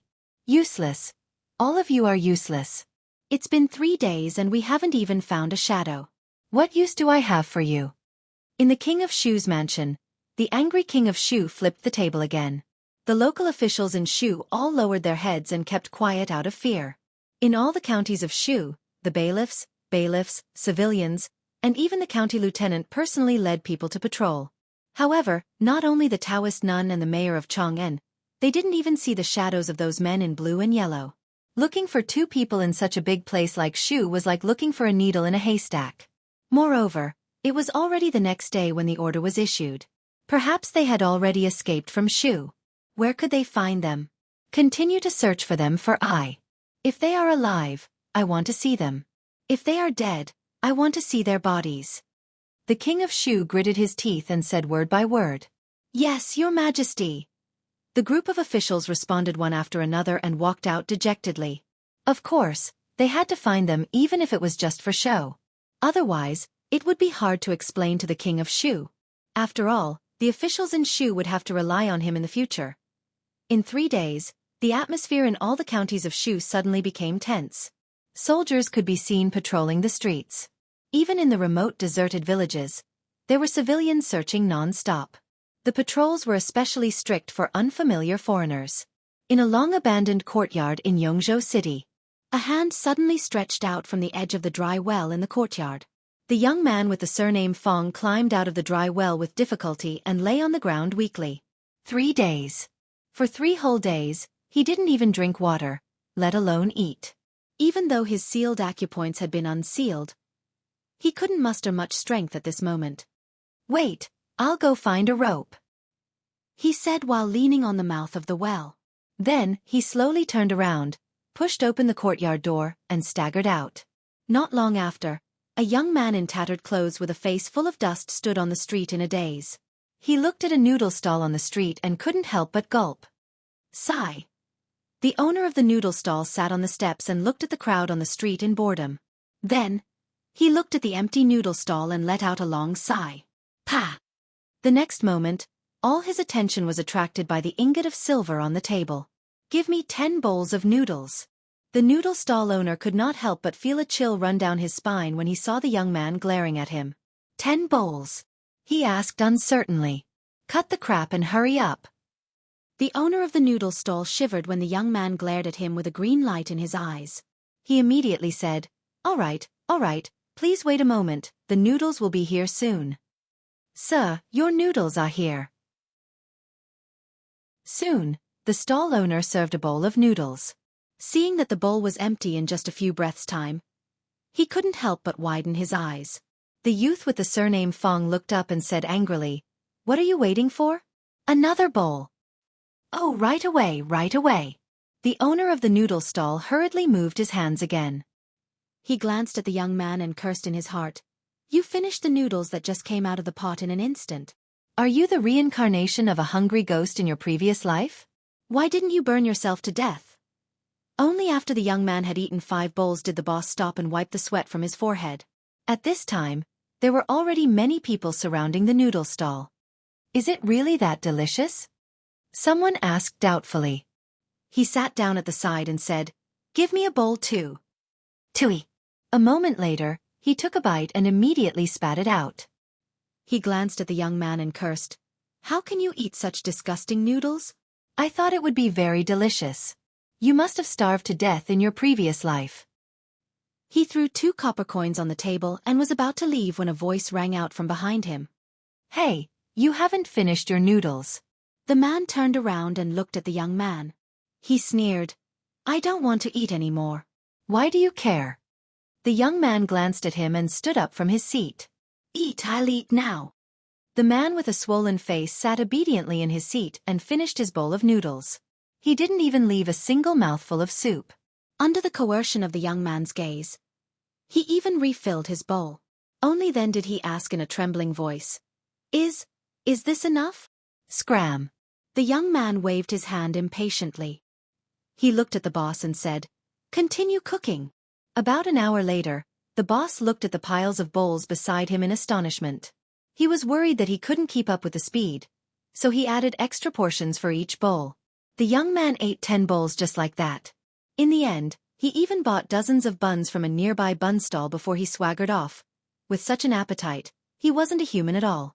He was a monster. The Qi Kingdom was the most powerful country in this land. This was an undeniable fact. Even though they had lost to the Jing Kingdom in an important battle and lost 2 of their cities, the ambassador of the Qi Kingdom did not gain any advantage in the competition with the Jing Kingdom. However, the Qi Kingdom's strength was far superior to other countries in terms of population, economy, and military. The Feng province was not close to the capital of the Qi Kingdom. It could even be said to be remote. The Jing Kingdom's territory was 3 days' drive to the south. However, although the Feng province was remote, it was not poor. Even in the entire Qi Kingdom, it could be considered one of the richest provinces. At this moment, 2 carriages were slowly entering the city gate of the Feng province. The man was riding on the horse. He looked back and said, "Li brothers, we're just ahead. When we get home, I'll arrange for you to stay in the guest room first. After a few days, I'll find a place for you to settle down." The man smiled and said, "You're a scholar. If you don't mind, you can work as an accountant for our family. Although the salary isn't much, it's enough for the 2 of you to live in the future." Li Yi cupped his hands in obeisance and said, "Thank you, Brother Lin." The man waved his hand and said, Ah, you're welcome. Li Yi smiled at him. This man, whom he had only known for 4 days, was very warm-hearted. Perhaps it was because they had gone through thick and thin together that he took good care of them along the way. In the eyes of the man in front of him and all the people accompanying him, he and Mississippi Lu were probably a young couple who eloped. Li Yi did not explain to them what they knew. This way, it would save him a lot of trouble. Mississippi Lu's injury couldn't be healed in a short time. She needed to recuperate in peace. It was not suitable for her to travel. He made the decision to settle down here temporarily after weighing the pros and cons. Although he didn't want to come to the Qi Kingdom, he was forced to do so under the circumstances a few days ago. Fortunately, this place was not far from Suzhou. It would only take him 3 days to get there by carriage. What he needed to do now was to send a letter back to Yong County as soon as possible. The news from the brothel must be on its way. When it reached the capital, Rui and the others would make arrangements. This round trip would take at least 2 or 3 months. During this period, it was a good choice to recuperate in a place that neither the king of Shu nor the Taoist nun could think of. In the past few days, Li Yi had a general understanding of the situation of the Lin family he mentioned. In this city, the Lin family could only be regarded as a small business. They ran several jewelry shops and occasionally did some international business. The girl named Lin Wanru seemed to be the current manager of the family business. The fact that the Lin family could hand over all the family business to such a young girl showed that she should have extraordinary ability. But unexpectedly, the girl looked soft and weak. She didn't look like a person with any means. When the carriage reached a certain place, the big man pointed and said, "That's the family shop in front. There's a small courtyard next to the shop. Sometimes, when the shop is busy, the young lady will stay there. The young lady just said that she will have the place cleaned up in the next 2 days. You can stay there temporarily until there are other arrangements in the future." After entering Feng State City, it took less than a quarter of an hour for the Lin family to arrive. The carriage drove in from a side door. Li Yi supported Mississippi Lu. The man led them to a wing and said, "You can live here for the next 2 days. If you need anything, let me know. When the yard is cleaned up in 2 days, you can move there." Li Yi walked into the room. After looking around, he turned around and asked in surprise, "Only this room? Is there a problem?" The man nodded and asked doubtfully. Li Yi was stunned. He shook his head and said, "No. Remember to call me if there is anything." When the man walked to the door, he turned back and said. After his figure disappeared, Li Yi supported Mississippi Lu to sit on the bed and said, "It's urgent. Let's make do for 2 days." Chapter 664. The Lin Family, Feng Province, Qi Kingdom. In a small courtyard, Li Yi squatted on the ground and fanned the fire gently. Mississippi Lu's medicine was simmering on the fire. The old man with the surname Lin was the doctor of the Lin family. After returning to the Lin mansion, he quickly sent someone to deliver some medicine. "Li brothers, which part of the Jing Kingdom are you from?" The big man squatted on the side and chatted with Li Yi. He suddenly asked, "Qing'an Prefecture." Li Yi replied casually, "Qing'an Prefecture? That's so far away." The big man showed a hint of surprise and said, "This time, you've almost passed through the whole Jing Kingdom." "It's quite far." Li Yi added more firewood and asked, "Brother Lin, have you been to Qing'an Prefecture?" The big man nodded and said, "About half a year ago, I went once with Mississippi. There's a Rui tavern in Qing'an Prefecture. The wine there is very strong, and the brothel there. I have to say, the drama in the Jing Kingdom is much better than in the Qi Kingdom." "Brother Lin, do you often go to the Jing Kingdom?" Li Yi asked casually. The big man counted with his fingers and said, "I don't go often. I go with Miss twice a year. Including this time, it should be 4 times." Li Yi calculated the time and lowered the intensity of the fire a little. He thought of the seemingly gentle and weak woman and said, "Your family's young mistress is quite capable. Miss is amazing." The big man nodded and said, "The Lin family's business depends on her. Otherwise, those good-for-nothings would have squandered all the family's assets." Mississippi Lu's medicine would be ready in a little more time. Li Yi simply sat there and chatted with the big man. The content was, of course, about the Lin family and the situation in Feng Province. The situation of the Lin family was also strange. The second generation of the family was all present, but they handed over the business of the entire family to such a weak girl. Of course, part of the reason was that Miss Lin's father had died early, and the eldest branch was only left with a weak woman and an underage younger brother. More importantly, she did have some kind of extraordinary talent in business. Just from the respect and admiration in this man's words, one could tell a thing or two. As for Feng Province, it was located far away from the capital city of the Qi Kingdom and could be considered remote. However, its economic strength was not lagging behind at all. It was similar to how Qing and Prefecture felt in the Jing Kingdom. When he entered the city just now, Li Yi had also observed a little. In terms of prosperity, this place was at least 18 streets away from Shuzhou. Of course, the most important thing to him was another point. The more prosperous and affluent a place was, the less influence the Taoist nun had. Especially in such an important city, their so-called holy religion could not act unscrupulously. Otherwise, if the claim that they had 100,000 followers in the Qi Kingdom was not an exaggeration, there might be 800 to thousands of them in Feng Province. It would really be a headache. The medicine is ready.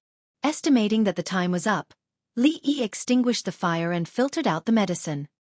He tasted a small mouthful and couldn't help but frown. He knew that Mississippi Lu was afraid of bitterness. Rui said that she had never touched bitter things since she was a child. How to make her drink this bowl of medicine was not a small problem. You go in.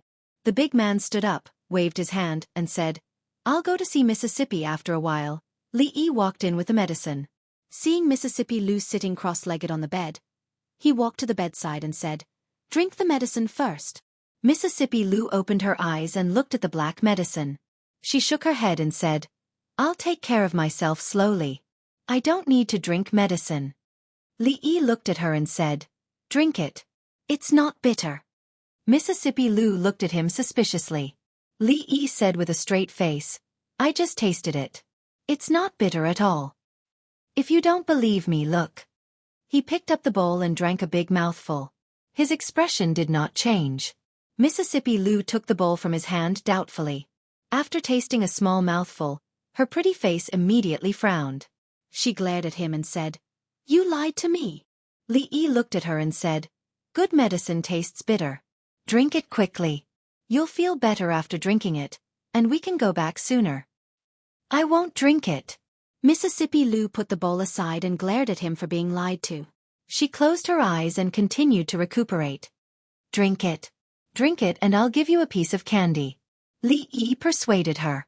Mississippi Lu glanced at him and said, Childish. 2 pieces. Give it to me first. In the meeting hall of the Lin family, more than 10 people were sitting in the hall.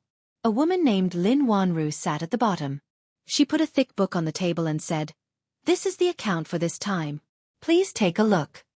As soon as she finished speaking, a thin man stood up and said, Little Ru, Lin Feng said that you encountered bandits on your way back. Is that true? Lin Wanru nodded and said, We did encounter a little trouble, but it was solved smoothly in the end. What trouble? A middle-aged man with a short beard frowned and said, Didn't I tell you to follow the caravan of the Bai family this time? Why didn't you come back with them? You were lucky this time. What if you encountered a bigger danger? Second uncle, the Bai family is the Bai family, and the Lin family is the Lin family. Lin Wanru looked at him and said, Why do we have to follow the Bai family for everything? The man with a short beard said, The Bai family and the Lin family are old friends. Why do you have to distinguish so clearly? Besides, when you marry in the future. Second uncle, if there's nothing else, Wanru will go back first. Before the man with a short beard finished his words, Lin Wanru stood up and said directly, You. The short-bearded man pointed at him and said, Forget it, let's not talk about this first. I heard that this time you used 8,000 taels of silver to buy a glazed ware.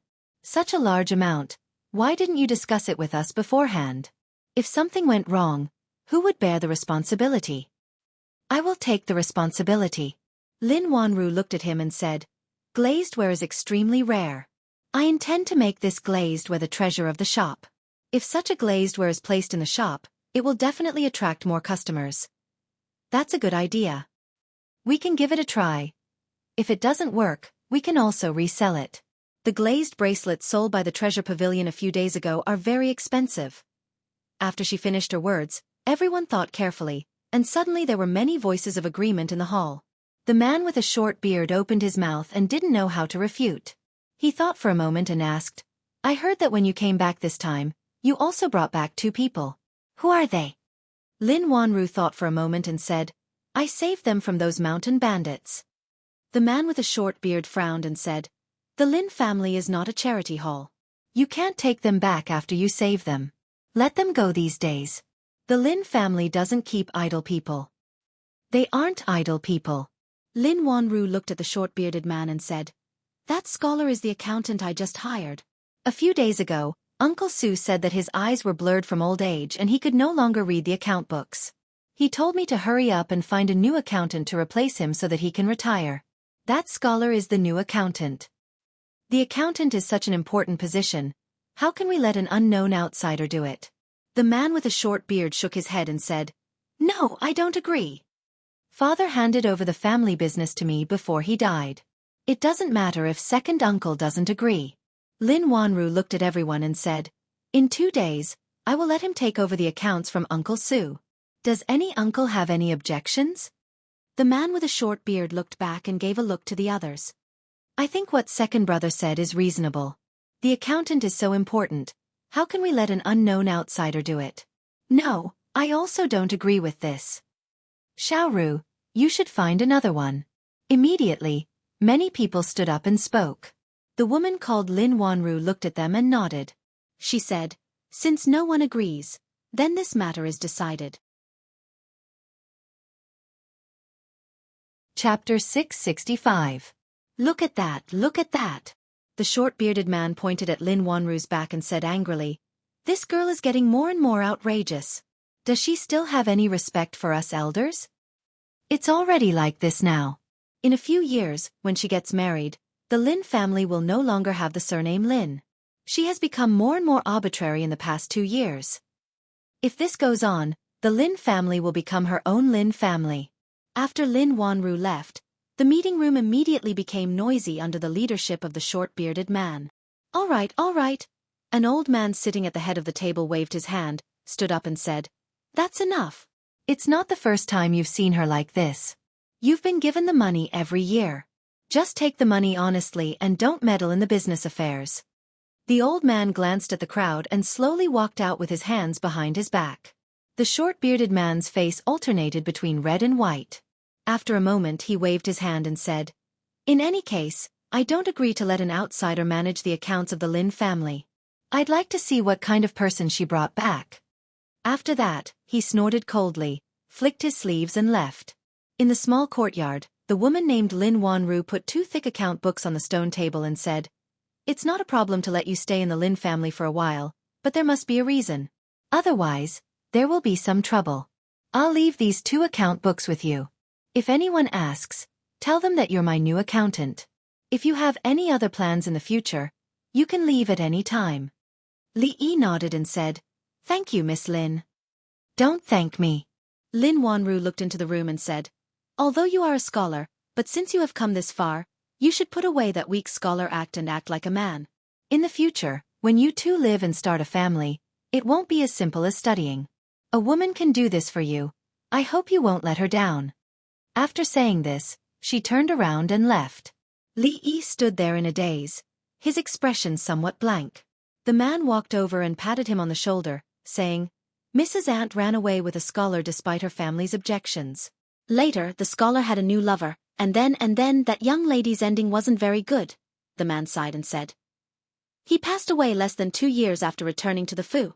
Young Miss used to be closest to him, so she has always had prejudice against scholars." Li Yi's face was filled with astonishment. He never thought that Miss Lin would have such an experience. In that case, if he and Mississippi Lu hadn't been misunderstood by her, they wouldn't have received such care along the way. The man patted him on the shoulder again and said, "So, you should treat this young lady a little better. What my young miss hates the most is people who abandon others after they have used them." Li Yi came back to his senses and nodded, saying, "Don't worry, I will definitely treat her well." "Li brothers, you don't look like that kind of person. I believe you, otherwise, Young miss wouldn't take care of you like this. The man smiled and waved his hand to leave.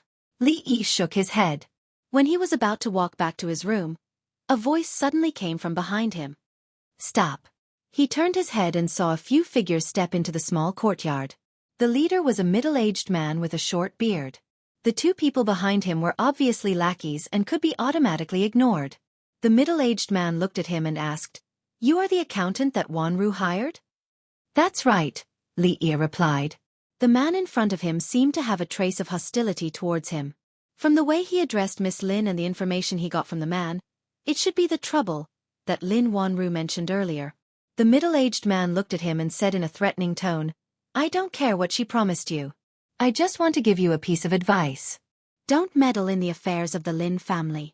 Young man, you should know what it means to invite trouble." Li Yi gently waved his sleeves and didn't say anything. Being ignored, the middle-aged man showed a trace of anger on his face and said, "Do you know who I am?" "I don't know who you are." Li Yi sighed and pointed at the hem of his robe. He said, "I only know what it means to invite trouble." The middle-aged man looked down in the direction of his finger. Then, his expression changed greatly. He didn't know when, but the hem of his robe was burning.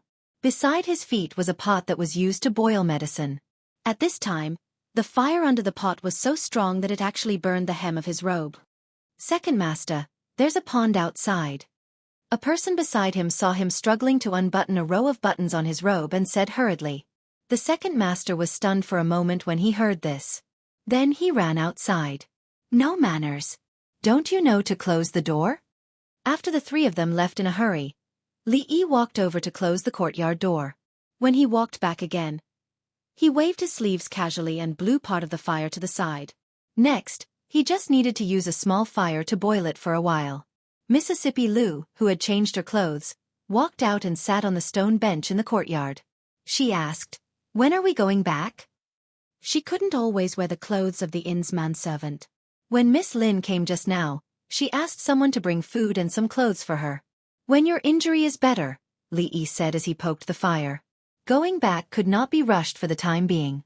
Now he had to think of a way to get some money. Obviously, one word could decide a business of hundreds of thousands of taels of silver. Now, the two of them didn't even have a copper coin. They couldn't rely on Miss Lin for everything. Mississippi Lu's body was weak now. If he bought some precious medicinal herbs to make some medicinal cuisine, her injury would probably recover faster. And all of this required silver. These things could wait until they moved out of the Lin family in a few days. After a while, Li Yi filtered the brewed medicine into a bowl and walked into the room. He looked at Mississippi Lu and said, "It's time to take the medicine." Mississippi Lu looked up at him and stretched out her hand. "There's only one left." Li Yi put the last milk candy in her hand. "Then drink half." Mississippi Lu put the candy away and said. Li Yi shook his head and said firmly, "No, drink all of it." Mississippi Lu frowned. "Half." Li Yi suddenly thought of something and asked, "You can't use your true qi now, right?" As if she smelled something, Mississippi Lu looked up at him and asked, "What do you want?" "What do you think?" Li Yi looked down at her and said with a smile, "Be good and open your mouth." "Don't you dare." "Are you going to open your mouth or not?" "No." "Don't force me to do it myself. Try moving." "I'll try." "Let me go." "Just you wait. When my injury is healed, Outside the courtyard, Lin Wanru wanted to remind the scholar not to care about what others said. Hearing the faint voice coming from inside, she stood outside the door in a daze and couldn't help but blush. She looked inside in embarrassment and anger, then quickly turned around and left.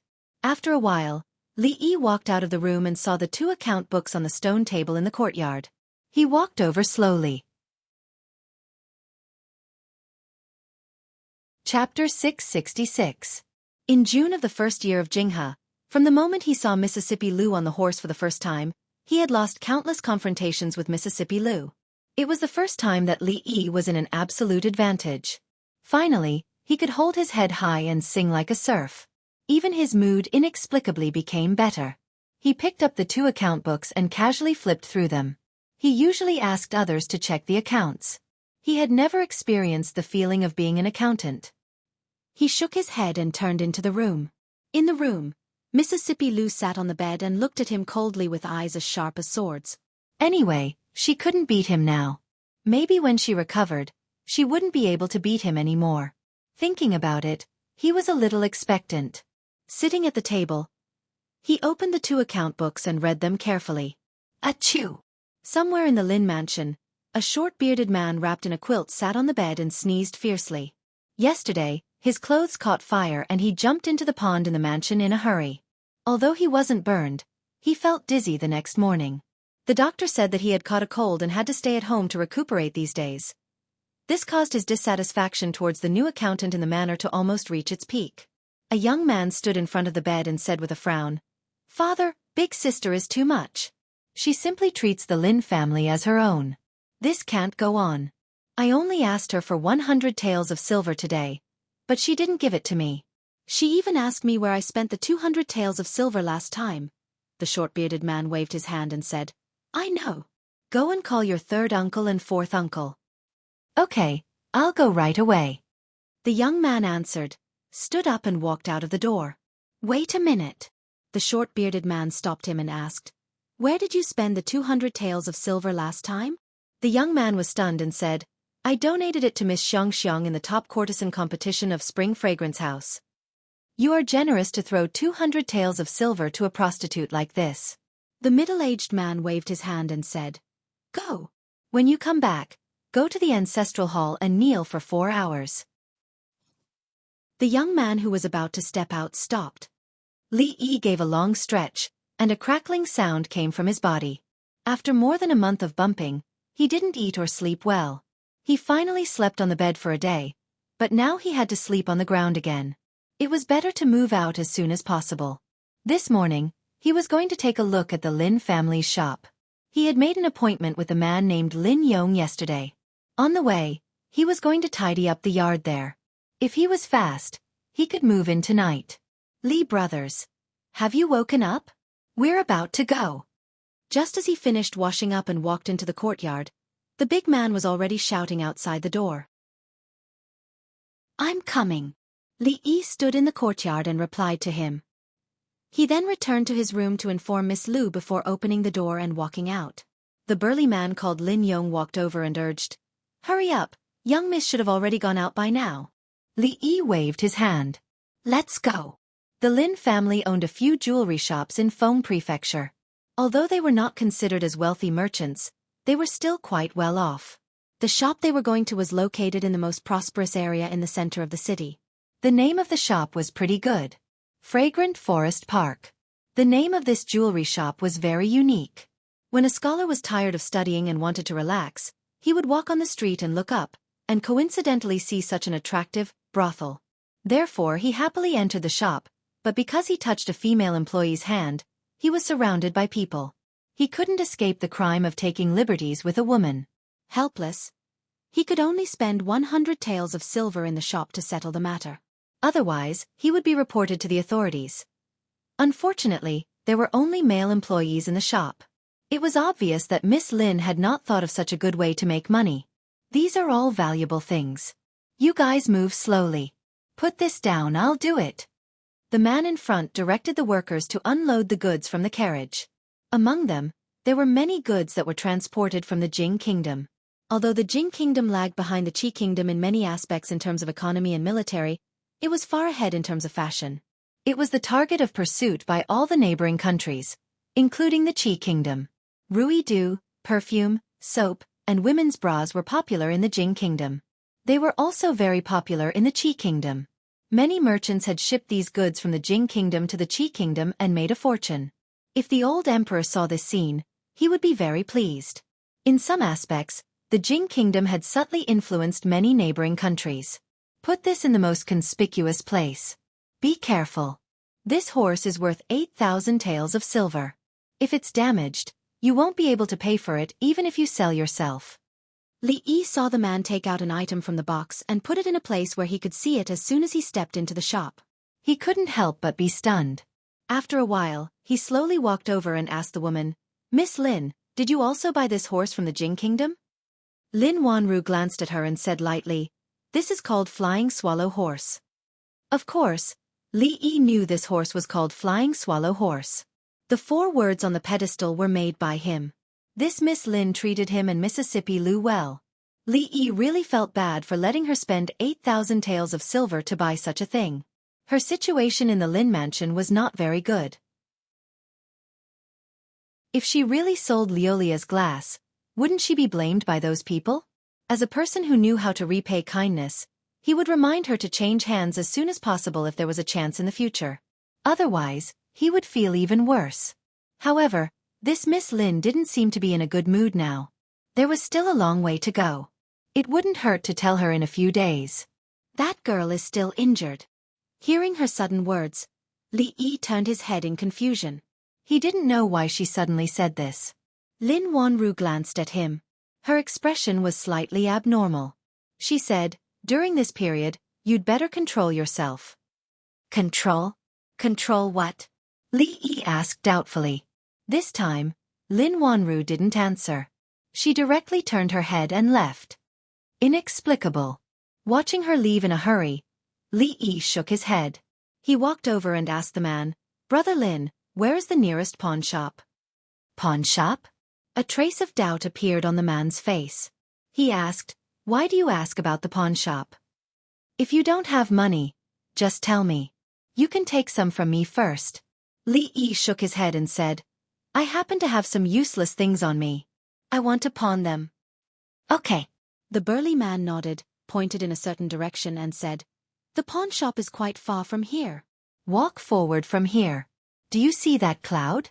Walk to the bottom of that cloud, turn right into a street, and then turn left. You still have to walk for about 2 more streets and then, the man scratched his head and said, "I only remember this much. When you get there, you can find someone to ask." Li Yi was proud of his sense of direction to be able to find this pawn shop with such an unreliable way. He looked at the 2 big words, pawn shop, erected at the door of the shop and walked in. Chapter 667. Inside a pawn shop in Feng State City. The pawn shop's manager was a middle-aged man with a big belly. He wore a robe embroidered with copper coins. His eyes were so small that they were almost invisible when he squinted. He was holding a jade pendant in his hand and carefully examining it. After a while, he put down the jade pendant and looked at the man wearing a bamboo hat in front of him, saying, "I'm sorry, sir, but we can't accept this jade pendant." Why? The man wearing a bamboo hat had an ethereal voice, and his age was indiscernible. The shopkeeper changed the topic and asked, "May I ask, sir, where did you get this jade pendant from?"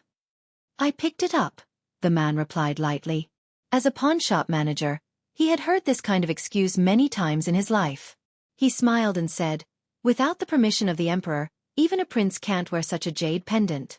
Either the person who made this jade pendant is extremely daring, or the person who stole it has eaten a bear's heart and a leopard's gall. Our shop is small, so we don't dare to accept this kind of thing. If that's the case, then I'll take my leave." The man wearing a bamboo hat put away the jade pendant and turned to leave without hesitation. He didn't expect that the other party would be so straightforward. The fat manager's expression changed and he immediately said, "Wait! 1,000 taels of silver." He looked at the man's back and said, 1,000 taels of silver. Leave this jade pendant here. I can't go any higher. Let me tell you the truth. No one in Feng State City would dare to accept this jade pendant except for me. The quality of this jade pendant was the best. It was shaped like a 5-clawed golden dragon that only emperors could have. Of course, this didn't mean that this kind of jade pendant only appeared in the royal family. Some officials who had great merits or were extremely favored would often be rewarded by the emperor. They would be able to own some royal items, but these things were treated as family heirlooms and rarely leaked out. Because of this, the value of these items was extremely high. Although they couldn't be sold openly, there was actually a market for them secretly. The manager walked to the door and closed it. He then slowly said, "How about it? Do you want to consider it?" After a quarter of an hour, a man wearing a bamboo hat came out of a pawn shop in Feng State City with a bag in his hand. 1,000 taels of silver sounded like a lot, but it wasn't heavy at all. In the future, it would only be about 60 pounds. Buying medicinal herbs and other things required a lot of silver. The most valuable things they had were Mississippi Lou's autumn water and the jade pendant hanging on it. Mississippi Lou wouldn't sell the jade pendant even if she was beaten to death. He forgot when she had asked for that jade pendant from him. A dragon-shaped jade pendant was rarely seen. It was probably given by the old emperor. He didn't expect that it would come. As for the bamboo hat on his head, he had just bought it on the street. He had even borrowed a few taels of silver from the burly man surnamed Lin. Although no one here knew him, it was better to be vigilant just to be on the safe side. After all, he had a bamboo hat, and a middle-aged man. Bai and Li. And healing. On his way here, he passed by a medicine shop and wanted to buy some useful medicinal ingredients. Li Yi took a few steps and suddenly stopped. He turned his head to look and saw two shadows flashing into the alley. Li Yi didn't stop and continued forward. Big brother, that man just came out of the pawn shop. His bag was bulging. He must have pawned something good. He's alone. Let's follow him. We might be able to kill a fat sheep this time. Contact third brother. We have a job. Whispers could be heard coming from a small alley somewhere. After an hour, Li Yi came out of a pharmacy. He looked back and shook his head. How was this buying medicine? This was robbery. 1,000 taels of silver was gone in an instant. All he got was a small bag of medicinal herbs. It seemed that the difficulty of seeing a doctor and buying medicine had been like this since ancient times. He stood at the entrance of the pharmacy and looked in a certain direction. After walking for a short distance, he turned and walked into another alley. Chance. In the crowd, several people's faces lit up, and they quickly walked towards the small alley. Where is he? After a while, they looked at the dead end in front of them. They looked like they had seen a ghost. They clearly saw the man wearing the bamboo hat walk in here. How did he suddenly disappear? Could it be that he flew into the sky? Just as this thought appeared, a black shadow suddenly appeared in front of them. Li Yi jumped down from the wall and knocked out 3 people. He stood at the entrance of the alley and asked the last person, "Who sent you? Where is the Empress?" What Empress? The last man's face was pale and cold sweat dripped from his forehead. It's good that you don't know her. Li Yi walked over and knocked him out.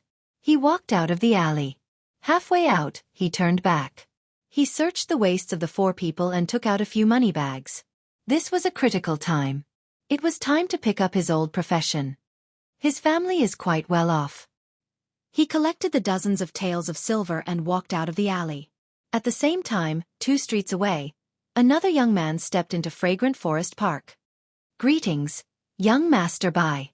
Inside the shop, several workers immediately bowed and greeted him. In a corner of the shop, the man surnamed Lin curled his lips and said, "That Bai guy, why is he here again?" The young man smiled and asked, "Is Wanru in the shop?" A worker immediately said, "Miss is in the back." The young man nodded. Just as he was about to go over, his expression suddenly froze. He looked in a certain direction in the shop. This is horse stepping on swallow-colored glaze? The young man's face revealed a surprised expression. When he was about to reach out to touch it, someone grabbed his wrist from the side. "Don't touch it. It's very valuable." The man named Lin Yong said expressionlessly. The young man showed an apologetic expression and said, "Sorry, it's the first time I've seen such a perfect colored glaze. I couldn't help myself." His eyes stayed on the colored glaze for a while. Seeing a figure walk out from the back, he hurriedly walked over and said with concern, "Wanru, I heard that you encountered bandits on your way back. How are you? Are you hurt?" A guilty expression appeared on the young man's face. "If I knew this would happen, I wouldn't have let you go. It's all my fault." Lin Wanru took a step back and said, "Thank you for your concern, Brother Bai. I'm fine." "As long as you're fine." The young man nodded, then a smile appeared on his face as he said, "Yesterday, I happened to get a piece of Zhao Xiuwen's calligraphy. I don't know much about poetry, but I know Wanru likes it, so I specially brought it over today as an apology." He waved his hand. Immediately, someone behind him took out a scroll of painting and unfolded it on the table beside him. Light perspiration slightly penetrates the jade, bathing fragrant orchids during the Ming Dynasty's Dragon Boat Festival. Fragrance blossoms fill the clear river. Colorful threads lightly wrap around red jade arms. Small talismans hang diagonally from green clouds. Beautiful people meet for 1,000 years. The handwriting on it was elegant and elegant, like moving clouds and flowing water. It was an excellent piece of semi-cursive writing. Zhao Xiaofan was the #1 poet in the Qi kingdom. Although he was young, he was very talented in poetry. Even those who did not know poetry would have heard of his reputation. The young man explained, "This poem is called Huan Shi Sha Duan Wu." It is said that when Zhao Xiaofan was competing with the #1 scholar in the Jing kingdom, the scholar wrote it. After Zhao Xiaofan returned to the Jing kingdom, he admired the scholar very much. He even imitated the scholar's handwriting many times. This is one of his imitations. Therefore, the style of his handwriting is different from his usual style. Lin Wanru looked at the words. A strange look appeared in her eyes, but she quickly hid it. She shook her head and said, "This is too valuable. I can't accept it." Zhao Xiaofan was very famous in the Qi kingdom. Not only was he famous for his poetry, but his calligraphy had also reached the peak. However, Zhao Xiaofan treasured his calligraphy very much. Other than a few pieces, he rarely let them out. Because of this, his calligraphy had always been very valuable. It was said that each word was worth 1,000 taels of gold. The young man smiled and said, "Wanru, you don't have to decline. If this is left with me, it would be the real Mingzhu casting herself in the dark." The man named Lin Yong stood at the side. He touched his chin and said, "I don't think there's anything good about this. It can't be fake, right?" A servant behind the young man said angrily, "You fool, do you think you can understand Lord Zhao's words?" "I don't understand. Do you?" The big man glanced at him and casually pulled over a young man who had just walked into the shop. He asked, "Li brothers, they said this was written by Zhao Xiaofan. You are a scholar. Come and take a look. Is this calligraphy good?" Li Yi put down the bag and glanced at it. He said, "It's fake." Chapter 668. How could he not know whether this Huan Shi Sha Duan Wu painting before him was the work of Zhao Xiaofan? Back then, that shameless fellow had begged him to give him the original manuscript of this famous poem. He had even brought up the international relations between the Qi kingdom and the Jing kingdom. Later, he had even personally sent a work that he was proud of to his home. It was impossible for him not to accept it. If he had known that this fellow's calligraphy and paintings were worth so much money in the Qi kingdom, he would not have pawned the jade pendant that the old emperor had given him. Of course, shamelessness was one thing. When it came to poetry and composition, Li Yi had to admit that this fellow was indeed a genius. He could barely produce good calligraphy. There was no need for him to copy Wang Shiji's semi-cursive script into such a cowardly appearance. If anyone dared to say that this piece of calligraphy was written by Zhao Xiaofan himself would probably want to beat that person up. The man curled his lips and said, "Look, look. Even the Li brothers are saying that your calligraphy is fake. Hurry up and take it back." Before the young man could speak, the servant beside him immediately jumped out and said loudly, "Who are you? If you say it's fake, then it's fake. My young master spent 2,000 taels of silver to buy it. If you don't know anything, then don't speak carelessly." "Brother, are you saying that this piece of calligraphy is fake?" The young man did not get angry. Instead, he revealed a smile and looked at him as he asked. Li Yi shook his head and said, "The calligraphy can't be said to be fake. However, if you insist that it was written by Zhao Xiaofan, then it's a little fake." The young man asked again, "Brother, do you have proof?" Lin Wanru, who was at the side, tilted her head to look at him and shook her head slightly. Although Zhao Xiaofan was famous in the Qi kingdom, it did not affect the Jing kingdom. He might not even know who Zhao Xiaofan was, so how could he know Zhao Xiaofan's calligraphy? Even she, who was extremely familiar with Zhao Xiaofan's handwriting, could not tell that this piece of calligraphy was fake. How could this poor scholar who was picked up on the road be able to tell? If he spoke so casually, he would be put on the spot later. Evidence? Li Yi casually took a pen from the counter and scribbled on another piece of paper before saying, "Coincidentally, I am just like Zhao Xiaofan. I admire the #1 scholar in the Jing kingdom who is handsome, elegant, literary, and peerless in martial arts. I like to copy his handwriting. Sire, Surely you don't think that the famous Zhao Xiaofan of the Qi Kingdom is inferior to a nobody like me? Li Yi put down the pen and the piece of paper. When Lin Wanru and the young man looked over, they couldn't help but be stunned. There was only one sentence on that piece of paper. It was the last sentence of the Huan Shi Sha, Duan Wu. Beauty meets for 1,000 years. If there was no comparison, there would be no harm. Although Lin Wanru could not be considered a talented girl, she had received the education of a noble lady in the Lin family since she was young, so she still had the basic ability to distinguish between good and bad. This sentence, beauty meets for 1,000 years, was indeed much more pleasing to the eye.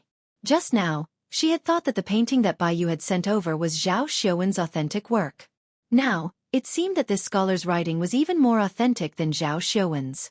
Zhao Xiaowan was a role model for the scholars of the Qi Kingdom. Naturally, he would not be defeated so easily by a scholar he had picked up from the streets. The only explanation was that this was not Zhao Xiaowan's authentic work. The youth surnamed Bai's face alternated between green and red. After a while he sighed and cupped his hands towards Li Yi, saying, "It was this Bai's poor eyesight that allowed me to be deceived by others. Thank you for the reminder, brother. I am Bai Yu, may I know your name?" Li Yi cupped his hands and said, "Brother Bai is too polite. Just call me Li Xian." "Wanru, I am truly sorry. It was all my negligence."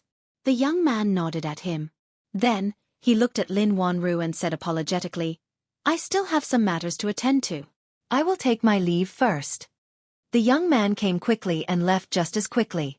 Of course, before he left, he took the authentic work of Zhao Xiaowan with him. It was no wonder that this Miss Lin was not interested in him at all. He did not care at all when it came to picking up girls. He either did not give her a gift or gave her a fake one. Most importantly, he was exposed in front of her. For someone like this to be able to pick up girls, he must be very rich. The man asked with a gossipy expression, "Li brothers, you said earlier that the #1 scholar of the Jing Kingdom was handsome, elegant, literary, and unparalleled in martial arts. Is that true or false?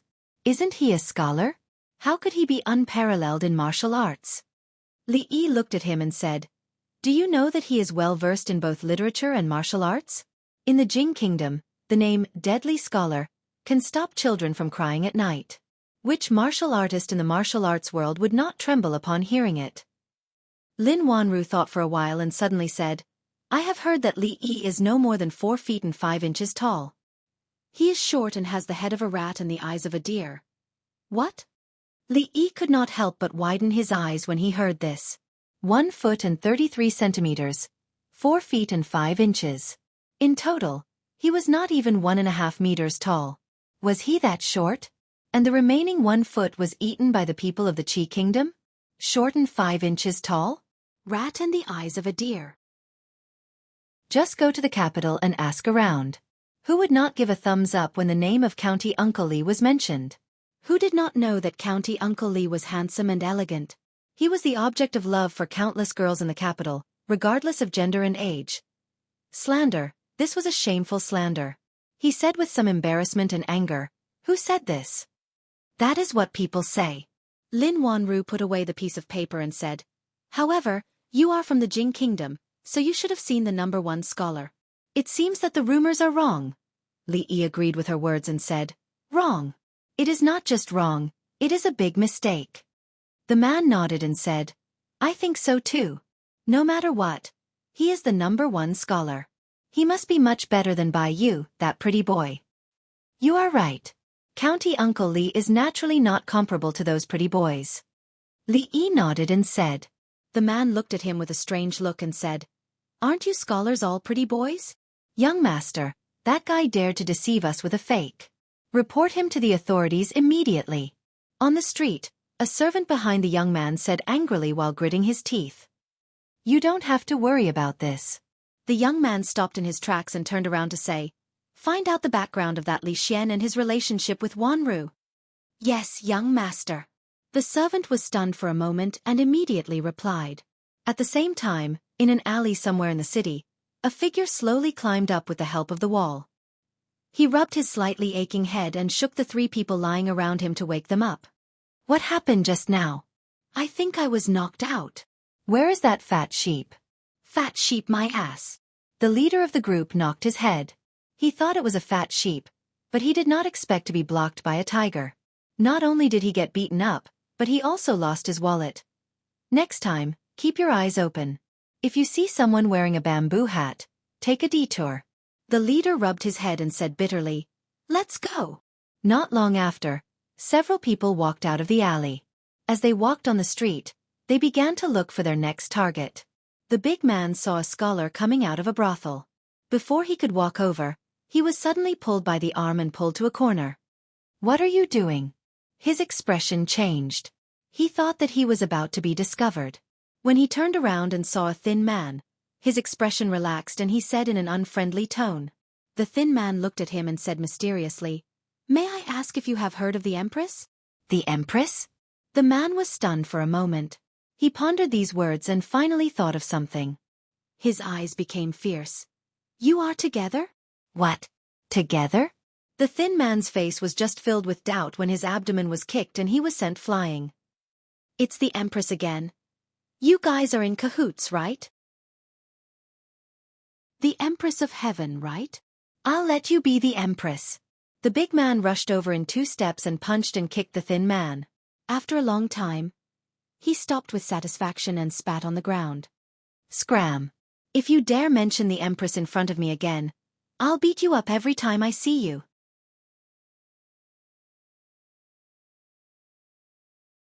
Chapter 669. Lee Brothers, the courtyard has been tidied up. "You and that lady will live here from now on."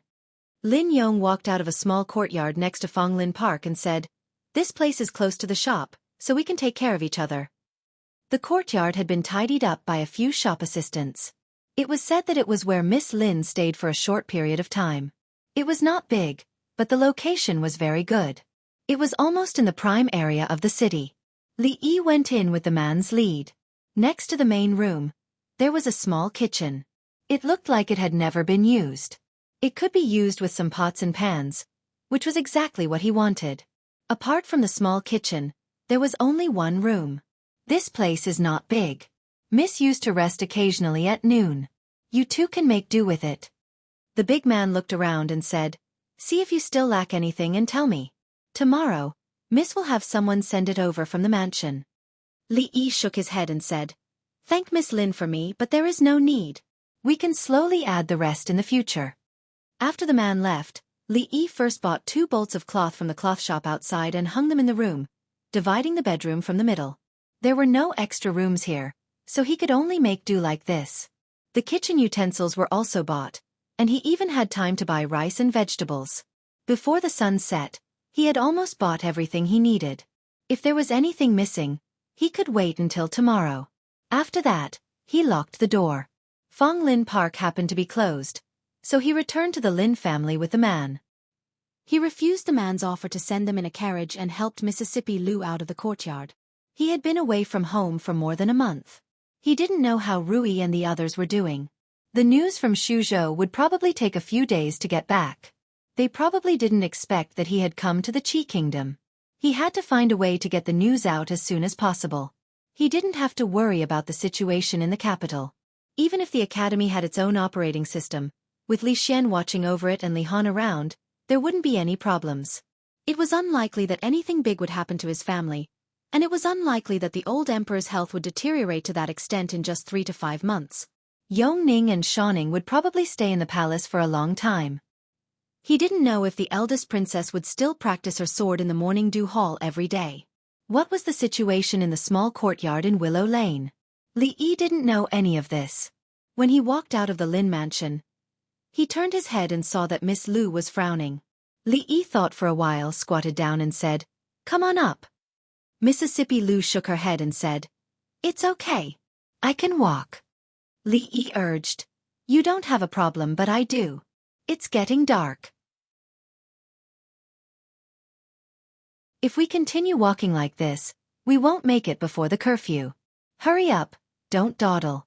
Mississippi Lu glanced at him, gritted her teeth and said, "When my injuries are healed." Li Yi lifted his head and looked at her. "What do you want to do after you've recovered?"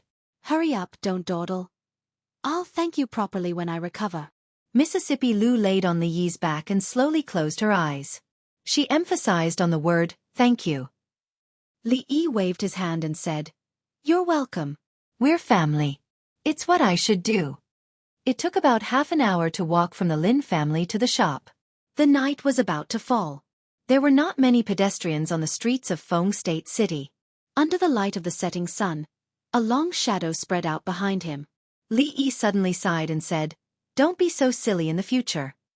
This time, Mississippi Lu did not respond. Thinking of something, Li Yi tilted his head and asked, "Actually, there's something that I've always been curious about." "What is it?" Mississippi Lu asked lightly. "How did you fall in love with me?" Li Yi looked at her profile and asked, "The first time we met, you were riding on a horse." Mississippi Lu thought for a moment and said, "Uncle Fong said that the scholar looked easy to bully, so I chose him." Li Yi curled his lips and said, "Admit it. You were subdued by my temperament. At that time, your hair was messy, your clothes were untidy, your head was full of sweat, and you even lost one of your shoes. Is this your temperament?" Mississippi Lu suddenly asked curiously, "By the way, why did you run that day?" There was no way to continue this conversation. Li Yi turned his head and quickened his pace. He said, "I like to run. It's none of your business." Feng Province was an important city of the Qi Kingdom. It was the political and military center of the surrounding prefectures. The curfew system was very strict. The city gates were closed at the hour of the sea.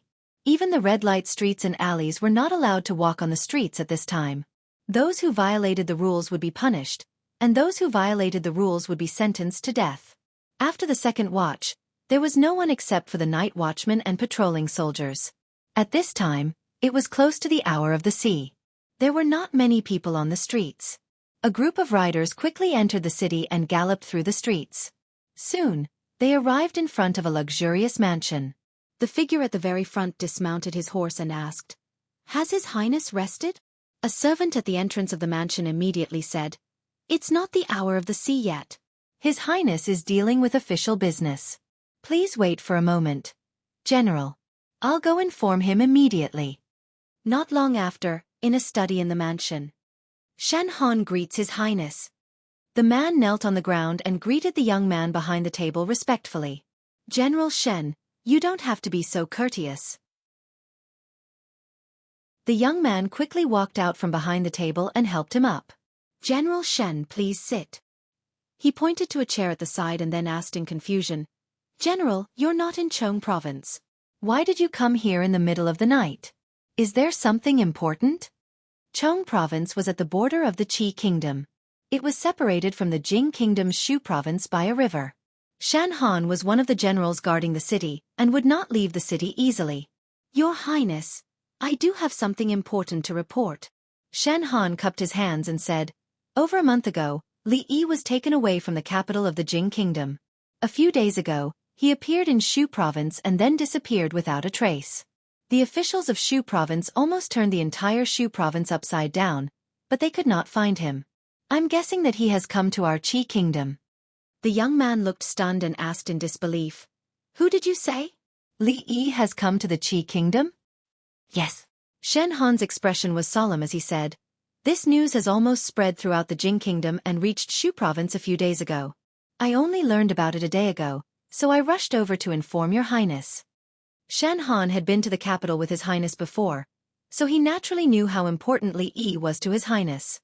He said, "He has a grudge against the King of Shu. If he falls into the king's hands, he will not have a good ending.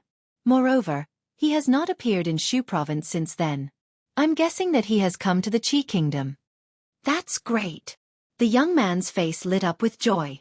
He said, "Pass down the order immediately. Ask the surrounding counties to pay more attention. Once they find any traces of him, they must invite him to Feng Province. In addition, send people to closely monitor the movements in Shu Province. If he is discovered by the King of Shu in Shu Province, immediately send envoys to negotiate." "I understand." The man named Shan Han bowed and said. The young man walked to the window and looked out. A smile appeared on his face as he murmured, "Brother Li, oh Brother Li, we haven't seen each other for a long time." By the river in Shu Province, an old man with unkempt hair stared at the surging river. A trace of doubt appeared on his face.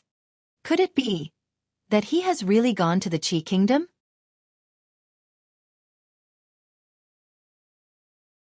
Chapter 670.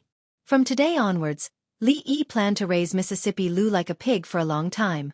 The contents of this bowl of medicinal cuisine were very rich. Ordinary people might not be able to withstand the effects of the medicine, but with Mississippi Lu's physique, there was no need to worry about the problem of not being able to withstand it.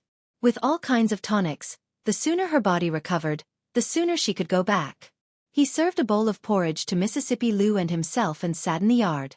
The man named Lin Yong walked in from outside. He was stunned for a moment and said, "Li brothers, have you eaten?" Li Yi nodded and looked at him. "Brother Lin, do you want a bowl?" The big man waved his hand with a smile and said, "No need, no need. I've already eaten on the way here." Li Yi looked at him and asked, "Really?" "Delicious. It's really delicious." Lin Yong put down the bowl, wiped his mouth and praised, "I didn't expect Li brothers to know how to cook, and your cooking skills are so good. If your sister-in-law had half of your cooking skills, I would wake up laughing in my dreams." Seeing him licking his lips, Li Yi asked, "Do you want another bowl?" "Enough, enough." Lin Yong smiled and waved his hand. "I can't eat any more." When he ate the second bowl, Lin Yong's hands finally slowed down. While eating, he said, "I've seen those scholars often say that the kitchen is far from the kitchen. Li brothers, you are different from them. Miss Lu followed you because of her good fortune in her previous life. She didn't choose the wrong person." Li Yi looked back. Fortunately, Mississippi Lu's body hadn't recovered yet. Otherwise, this brother Lin would definitely come in vertically and leave horizontally. Recently, he often saw Lin Yong these days. The things in the jewelry store were very valuable. Losing any one of them would be a big loss. Not to mention, if they were to encounter a group of bold people who would openly rob them, the loss of a single store would mean that everyone in the Lin family would have to starve for a whole year. Therefore, the Lin family arranged a lot of guards in every store. The Fong Lin court next to it was under Lin Yong's responsibility. Those fellows at home don't have any other skills, but they know how to stab their own people in the back. These few days, they said that young Miss spent 8,000 taels of silver to buy a decoration, and they said that they hired an outsider to be their accountant. Lin Yong said, "If Li brothers hear any rumors, don't mind them. They are just idle all day."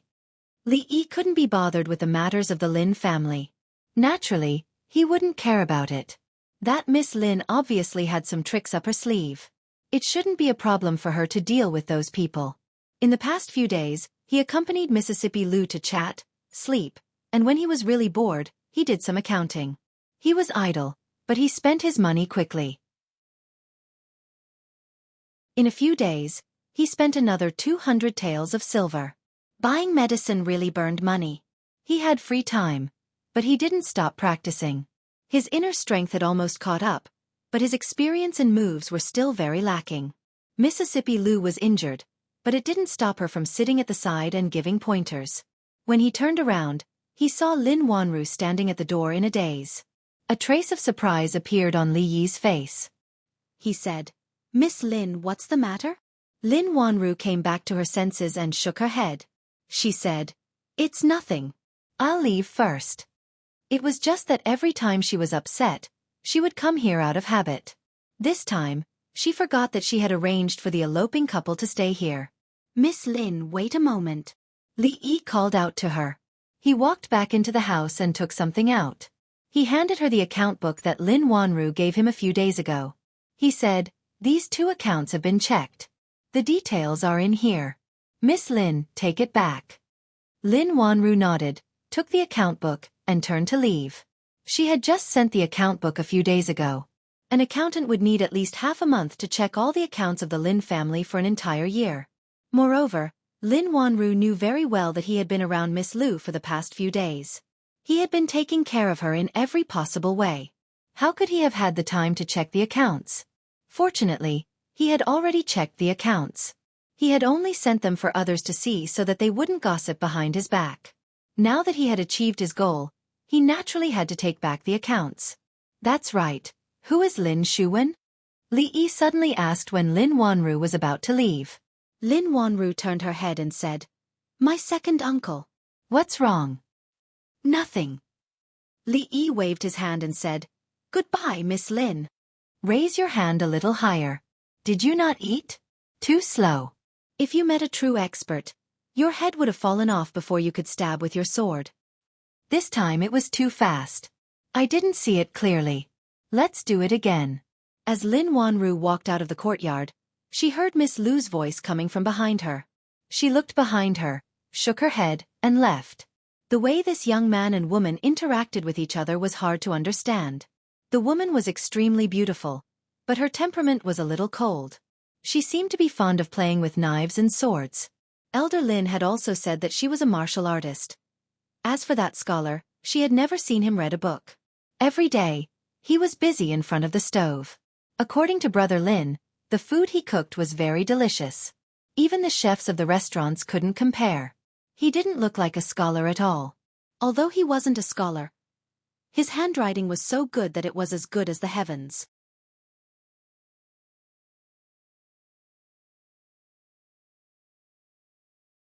Chapter 671. In the meeting room of the Lin family. Look at the accounts. The total income of the 3 shops last year was 10% less than that of the year before. The investment was obviously more, so there should be more surplus. This doesn't make sense. Lin Shuwen was the second eldest in the Lin family, and usually had a great say in the family. The eldest son of the Lin family died early, leaving only a daughter and a young son. It was reasonable to say that Lin Shuwen, as the second eldest, could take over all the business of the Lin family. However, no one expected that the head of the family would hand over all the business of the Lin family to Lin Wanru, who was a woman before he died. Lin Wanru was the eldest daughter of the Lin family. Before she got married, she was also a member of the Lin family. Moreover, she had shown a talent for business since she was a child and had participated in the family business for a long time.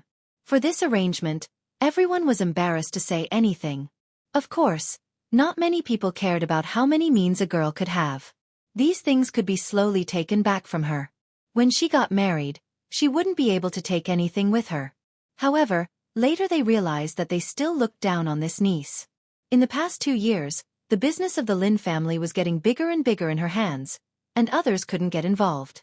In the past 2 years, she could be said to have monopolized the economic power of the Lin family. At this time a young man said, "Second uncle, are you suspecting the eldest sister?" I didn't say that. Lin Shuwen picked up a booklet, patted it on the table and said, "Anyway, the account book is here. The loss is the loss. I think Wanru has to give all of us an explanation for this matter." A middle-aged man thought for a moment, stood up and said, "Last year, the jewelry business was generally low, and it was inevitable that the profit was reduced. We can't blame all the problems on Wanru. Second brother is not blaming Wanru. She is in charge of the family business. We don't know what to do, so it is reasonable to ask. Yes, this is our family business. We can't always be blind. This is also for the sake of the Lin family." In the meeting hall, everyone was clearly divided into 3 camps. One of them was led by Lin Shuwen, who was holding on to the matter of profits. It was obvious that he had something else to say. The other side was speaking up for Lin Wanru, but there weren't many of them. Those who were neutral were still the majority. No matter what, it was not their turn to be in charge of the Lin family. No matter who the business was handed over to, they would get money every year. As long as there was a lot of money, there was no need for them to take sides. Stop talking. Wanru is here. Let's see what she has to say, someone suddenly stood up and said. Everyone turned to look at the door. Lin Wanru walked in from outside.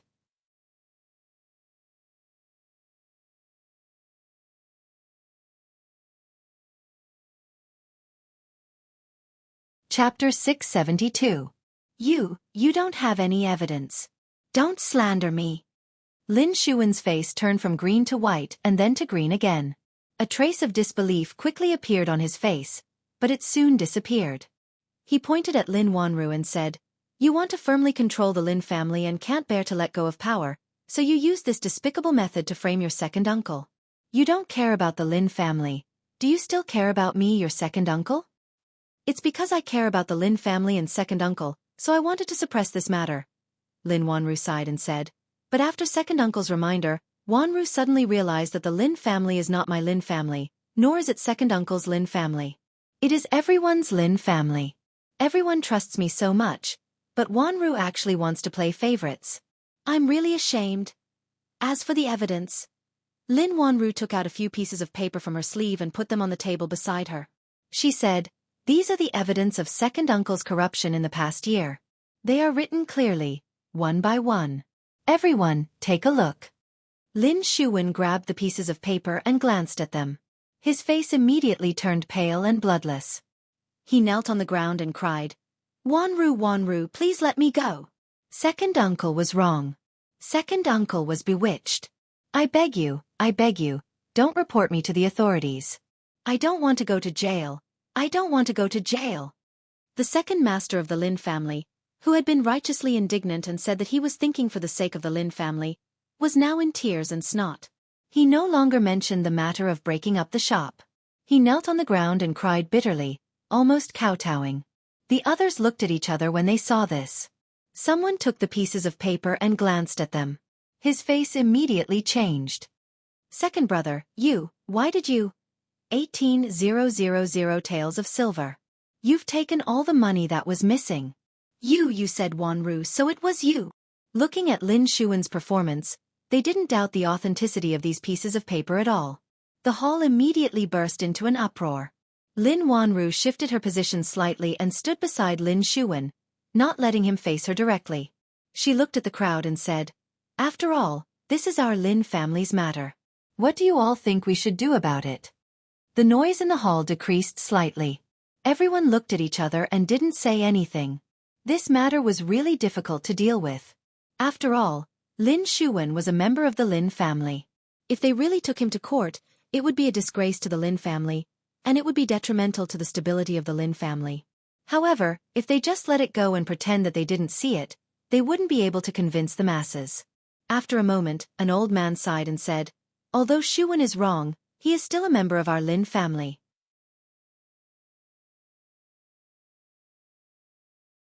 Lin Yong scratched his head and asked doubtfully, "To the store? Isn't that going to the yamen?" "Why are we going to the yamen?" Lin Wanru said as she walked. "There's a new batch of goods that was delayed for 2 days. Remember to hurry them up. Won't the authorities send people to arrest second master?" Lin Yong was stunned, but he didn't care too much. Of course, he wanted to go to the store and not the yamen. Seeing that it was almost mealtime, it wasn't a bad idea to go to the Li brothers' place for a bowl of porridge. To be honest, he had never tasted such delicious porridge in his life. Although it wasn't full, he felt full of energy after drinking it. He could finally raise his head in front of his mother-in-law at night. It was just that he was prone to nosebleeds after eating, so he always had a cloth to block it. In the small courtyard next to Fonglin Park, the mealtime today was 15 minutes earlier than usual. If it was mealtime and Brother Lin got 2 bowls of porridge, there wouldn't be enough food for 2 people. These were all things that burned money. Times were different now. Even a penny had to be split in half. With those medicinal herbs, Mississippi Lou's body recovered very well. Now she could walk on her own without help. Of course, she still couldn't use her true qi. Most of the time, she could only listen obediently. Li Yi could do whatever he wanted for the time being and didn't have to worry about her revenge. However, he had to think of another way to earn more money. This time, he couldn't find a jade pendant that was worth 1,000 taels of silver. Just as he was worrying, there was a knock on the door. Lin Yong didn't have the habit of knocking on the door. Li Yi looked up at Lin Wanru and asked, "Has the matter of the account been settled?" After all, he had received so much kindness from the girl. If he could do something for her, it would be a way to repay the favor. "It's settled." Lin Wanru nodded and said, "Thank you this time." If it weren't for those pieces of paper, the matter this time would actually be a little troublesome. She had never doubted that there would be so many problems with the accounts that had been checked. This time, the scholar that she picked up really gave her a big surprise. Li Yi waved his hand and said, "You're welcome. This is the duty of an accountant." A rare smile appeared on Lin Wanru's face. She said, "It's just a temporary measure. You don't have to take it seriously. To be honest, this time, you have indeed helped me solve a big problem."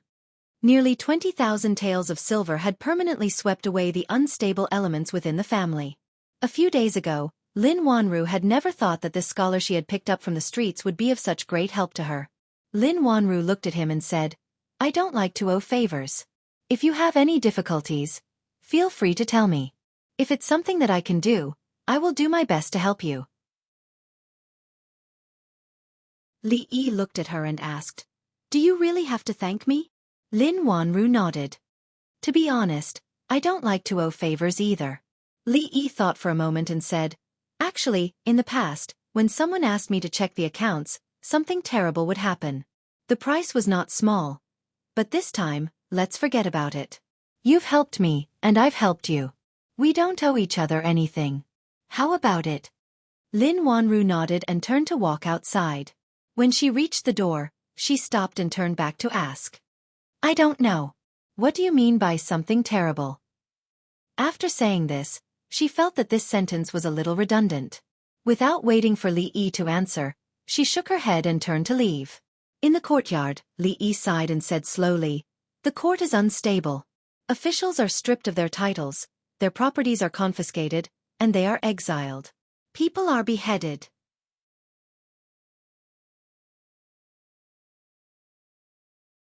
Chapter 673. Confiscation, Banishment, Beheading. Lin Wanru murmured as she walked back to the shop. Then, she shook her head and walked into the shop. When the man called Lin Yong saw her, he immediately walked over and said with a smile, "Miss, we really made the right decision to buy this horse this time. Many people have come to see it these past few days. There's a lot more business every day than before." Colored glaze was a treasure among treasures. It was rare to see it, even in a jewelry store, let alone such a large horse stepping on a swallow. These days, the flow of customers in Fonglin Garden had greatly increased. Although many people came to see the colored glaze and gain knowledge, it was indeed a great boost to the business of the shop. Lin Yong looked at the colored glaze with his eyes shining. He said, "Many people came to inquire about the price of this treasure, but I refused them all. This is the most precious treasure of our Fonglin Garden. I won't sell it no matter how much money you offer." In a small courtyard next to Fragrant Forest Park, Li Yi was fanning the fire with a small fan in his hand. He had wanted to remind Miss Lin to sell off the flying swallow grass while it was still possible. If some ill-intentioned person came to the kingdom of Qi and tried to sell it off as soon as possible, this thing would be ruined. However, after being disturbed by her just now, he completely forgot about this matter. He could only think about it next time. Mississippi Lu had been recuperating at home these days. She didn't go out at all. If she stayed for a long time, she might get sick. Therefore, he planned to go out with her at night. On the one hand, it was to relax. On the other hand, he could experience the nightlife of the people in the Qi Kingdom. If it weren't for Mississippi Lu, he could also study the similarities and differences of the brothel culture between the Qi Kingdom and the Jing Kingdom. As an important political and military city, the curfew system in Fengzhou City was very strict. For many cities in the back of the city, nightlife just started after 9 p.m. But in this city, people were not allowed to appear on the streets after 9 p.m. The consequences of violating this prohibition were very serious. However, the more severe and oppressive the system was, the more brilliant and prosperous things would be born. The night market in the city, which was even busier than during the day, was a product of this. In less than 2 hours, the whole city was in a carnival. A narrow river flowed through the city. The surface of the river was sparkling. Pleasure boats passed through it. Pedestrians weaved along the riverbank. The hawkers along the street shouted their wares incessantly. The tea houses and taverns along the street were thriving. Sitting on a tall building by the water, he took a sip of wine and looked down at the women dancing gracefully with their sleeves fluttering in the wind. Li Yi sighed. How long had it been since he had been so carefree? This was just a city at the border of the Qi Kingdom, but it gave people a feeling that it was more prosperous than the capital of the Jing Kingdom. After coming to the Qi Kingdom, Li Yi deeply felt that it was not without reason that the Jing Kingdom had been suppressed by them for so many years. Putting down the wine cup, he casually slapped away Mississippi Lu's hand that was reaching for the wine pot. He glanced at her and said, "My body hasn't recovered yet. I don't know if I can drink?" "Just 1 cup." Mississippi Lu looked at him and said, "Not even 1 cup." Li Yi refused without hesitation. Mississippi Lu glared at him, but she did not insist. Li Yi looked at her with satisfaction. He felt a sense of accomplishment in his heart. Recently, Mississippi Lou had become more and more obedient. If she could maintain this attitude after she recovered, how wonderful would life be? Next up is Miss Ying Ying. Young Master Zhao presents her with 100 taels of silver. Chen presents her with 300 taels of silver. Young Master Yang presents her with a poem. Young Master Qian presents her with 1,000 taels of silver. The voices that came from downstairs from time to time always interrupted his daydream. Li Yi looked discontentedly at the high platform below. At this moment, there was a new girl on the high platform. She was holding a pipa and playing it while performing difficult dance moves. It was very tempting. No wonder those young masters were giving her poems like crazy. In the blink of an eye, a few hundred taels of silver were already in her hands. All she had to do was twist her waist. Li Yi was very envious of her. If he had this kind of ability, he would not have to worry about money. Not long after the song ended, the duck-like voice called out again. Miss Ying Ying invites young Master Yang upstairs for a chat. There was a sudden uproar below. Many people had just given silver taels of silver, but this Miss Ying Ying just had to invite young Master Yang, who gave the poem, upstairs. It seemed that the poem had moved Miss Ying Ying. Some people were envious while others sighed. Wealth was easy to come by, but talent was hard to come by. These famous prostitutes in Feng Province were proficient in music, chess, calligraphy, and painting. No matter which one of them, they could be crowned as a talented woman. Their daily contacts were all famous talents from all walks of life. They had never been interested in idiots who only knew how to throw money. Why are you moved? Mississippi Lou glanced at Li Yi and asked casually when she saw him looking down with an envious face. Li Yi nodded and said, Yes, 1,000 taels of silver, but it didn't even make a splash. It's such a pity. If you gave it to us, you would have enough medicine for next month. Mississippi Lou was startled, then she shook her head and said, Medicinal herbs are just auxiliary, it's not necessary. That being said, the sooner Mississippi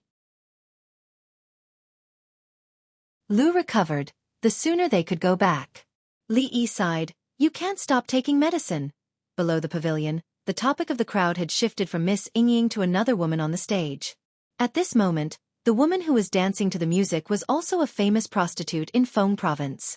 In terms of fame, she was no less than the former. A slightly chubby young man dressed like a scholar and holding a folding fan in his hand sighed and turned away from the crowd.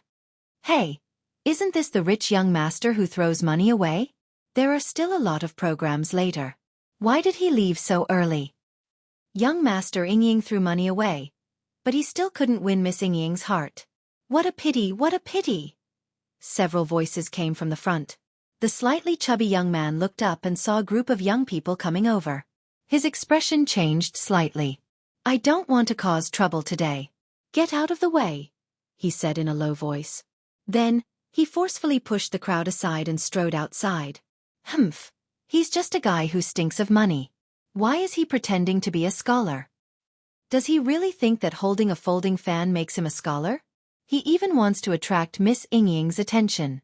He's just a toad lusting for swan meat. He's just an idiot. If it weren't for his rich father, I'm afraid he wouldn't even be able to enter this place. Hearing the mocking voices coming from behind, the young man's body trembled. His face turned pale, but his footsteps became faster. T scholar. So what if he can write a few poems? At the entrance of the pavilion, the slightly chubby young man stood by the side of the road. He clenched his fists and gritted his teeth. Although he said so, his face was full of unwillingness and helplessness. He looked back again and was ready to leave. What's wrong? Are you unwilling? At this moment, an abrupt voice suddenly came from the dark alley beside him. The voice was full of temptation. The young man suddenly turned his head and looked into the darkness. He asked vigilantly, Who is it?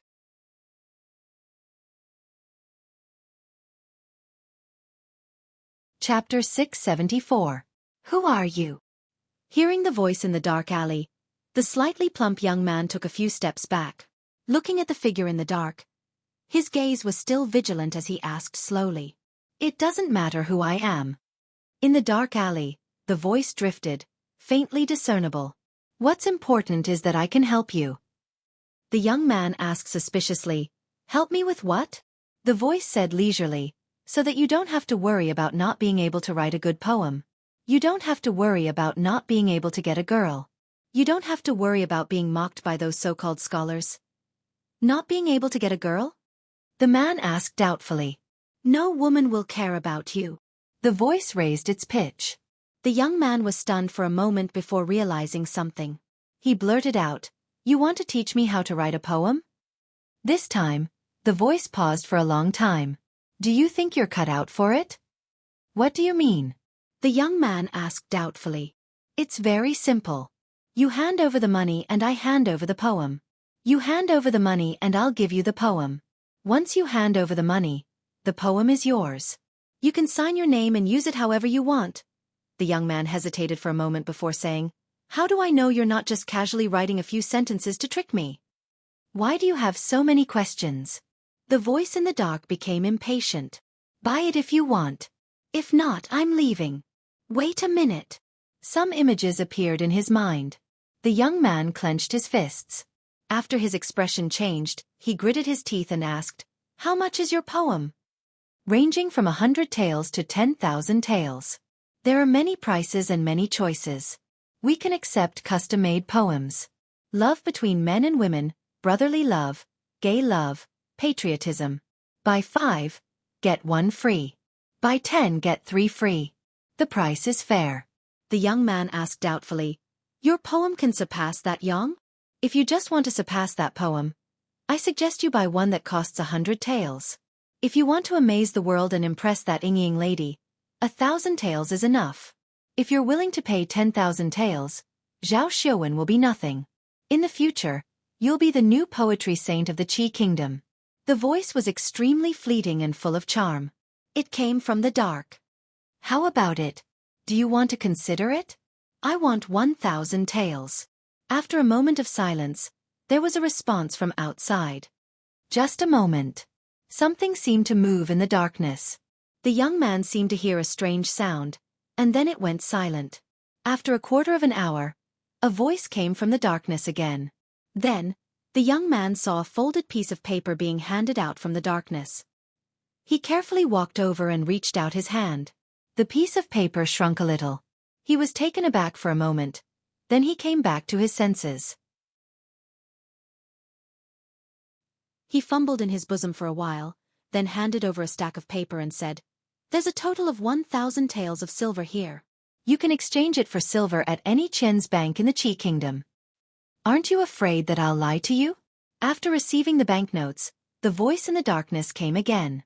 The slightly plump young man shook his head and said, "It's only about 1,000 taels of silver. I'll have it if I save a day's allowance." There was no more sound in the darkness. He held the piece of paper and waited for a while. When he gathered his courage and walked into the alley, he found that there was no one there. "Where did you go just now?" After Li Yi returned upstairs and sat down, Mississippi Lu glanced at him and asked, "I went downstairs to get some fresh air and bought some things." Li Yi put a bag of desserts on the table. He bought them from the shop where he borrowed pen and paper. They tasted pretty good. He had to admit that the guy just now was quite bold. He gave away 1,000 taels of silver without hesitation. Even when Li Yi was at his most prodigal, he didn't do this. He always gave 120,000 taels of silver to Mississippi Lu. He was a little thirsty after talking nonsense with that guy for a long time. The alcohol content here wasn't high, so it could be used as a drink to quench his thirst. Li Yi picked up the wine pot. Not a drop of wine was poured out. He looked at Mississippi Lu and gradually narrowed his eyes. "It's getting late. I should go back and rest." Mississippi Lu stood up decisively and turned to walk downstairs. Li Yi walked down with a sullen face. When he walked out of the door, he brushed past a slightly chubby young man. "Stop right there. Don't think that this matter will be over just like that." After a slight pause, he strode in the direction of Mississippi Lu. The young man looked back strangely, shook his head, and turned around. After almost an hour, he walked into the attic again. In the hall, several young people dressed like scholars gathered together. They watched the program on the screen while whispering to each other. "That guy with the surname Qian really thinks that he can buy anything with money. We don't want to be associated with such a vulgar person." That guy with the surname Chen is a joke. Let's not talk about him. Do you think that Miss Yingying will be able to sleep with Yang Yanqing today? Impossible. Although Yang Yanqing has some talent in poetry, he's far behind his brother. I think Miss Yingying is only doing this for that person's sake. Otherwise, I'm afraid she wouldn't be able to meet him today. I've long heard that Miss Yingying is interested in that person. However, with her status, she's still too far behind. Maybe she's going to settle for the second best. It's also possible. After all, that person is appreciated by the third prince. Miss Yingying is not worthy of him. A few people were chatting about some things when they were suddenly interrupted by a voice. Qian Duo, young Master Qian, give Miss Shi a poem. In the past, when a lady performed on the stage, if there was a gift of money or a poem, someone would read it out loud to let everyone know. After all, many people did it for the sake of their reputation. If there was no splash of water, they might not do the same thing again in the future. Therefore, in such a place, there would be someone in charge of this matter. Those who frequented this place were already used to it. However, this time, when they heard this sentence, many people were stunned. This included the lady named Shi who was playing on the stage. Her pretty face was filled with astonishment, and her music was a little chaotic. They naturally knew who Qian Duo was. He was the famous young Master Qian in Fengzhou City. The Qian family's banks were opened all over the Qi kingdom. Their business was flourishing everywhere. In the entire Fengzhou City, there were not many families that were richer than the Qian family. The son of a businessman was looked down upon by others. He should have kept a low profile. However, this young Master Qian did not know how to keep a low profile at all. Usually, he boasted that he was a gifted scholar and often lingered in such places. He had spent a lot of money several times, but he did not even get to see the face of a lady. He had become a laughingstock in the eyes of the crowd. Everyone knew that this young Master Qian was a complete idiot. At this time, he was learning from others to compose a poem. Haha, young Master Qian, a poem. Read it, quickly read it out. Let us see what kind of masterpiece young Master Qian has. No, read it later.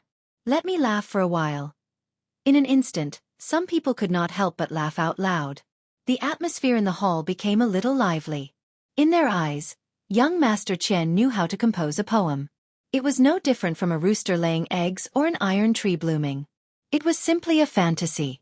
At this moment, the crowd only treated it as a joke. Hearing the various voices around him, Qian Duo's expression changed.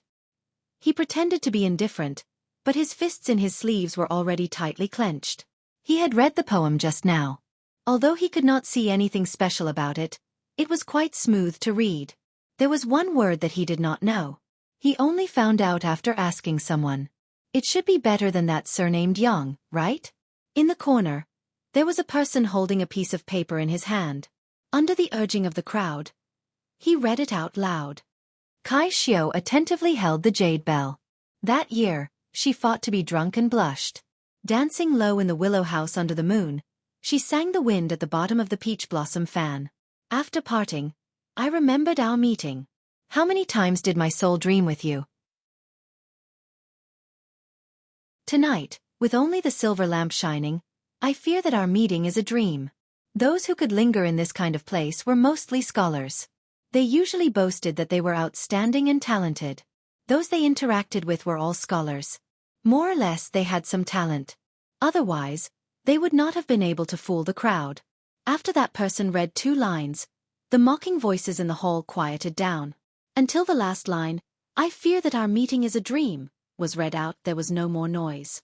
Countless people were stunned. They turned around to look at Qian Duo and swallowed their saliva in disbelief. Was this poem really written by that idiot Qian Duo? The woman on the stage was also stunned. She muttered a few lines and felt some kind of emotion. When she looked down the stage again, her eyes were a little hazy. At the door of a certain room upstairs, the woman called Yingying opened her mouth slightly. The man opposite her was also surprised. Even if Qian Duo did not understand poetry, because of his background, his ability to observe people's expressions was far beyond that of ordinary people. Looking at the eyes and expressions of the people around him, he knew that the 1,000 taels he spent just now was really F*king worth it. Especially when he saw those so-called scholars, Their expressions were as if they had seen a ghost. The carefree feeling in his heart was indescribable. He hummed a strange tune and walked out of the door alone under the stunned silence of the crowd. Just as he was about to walk out, he seemed to have thought of something. He turned around and walked to a table. The servant looked at him in a daze and asked, "Young Master Qian, is there anything else?" Qian Duo curled his lips and said, "That 1,000 taels of silver was wrong. Give it back to me. I can't control you, but your sister can. When I go back in a few days, I will tell her everything you did here one by one." There was still an hour before the curfew. The streets of Feng State City had already become sparse. Li Yi scolded as he walked. He did not hear a response for a long time. He looked back and saw that Mississippi Lu was already breathing evenly. He shook his head and sighed helplessly. "I can't control it anymore." The 3 words, "fragrant forest garden," were vaguely visible under the illumination of the fireworks in the night sky.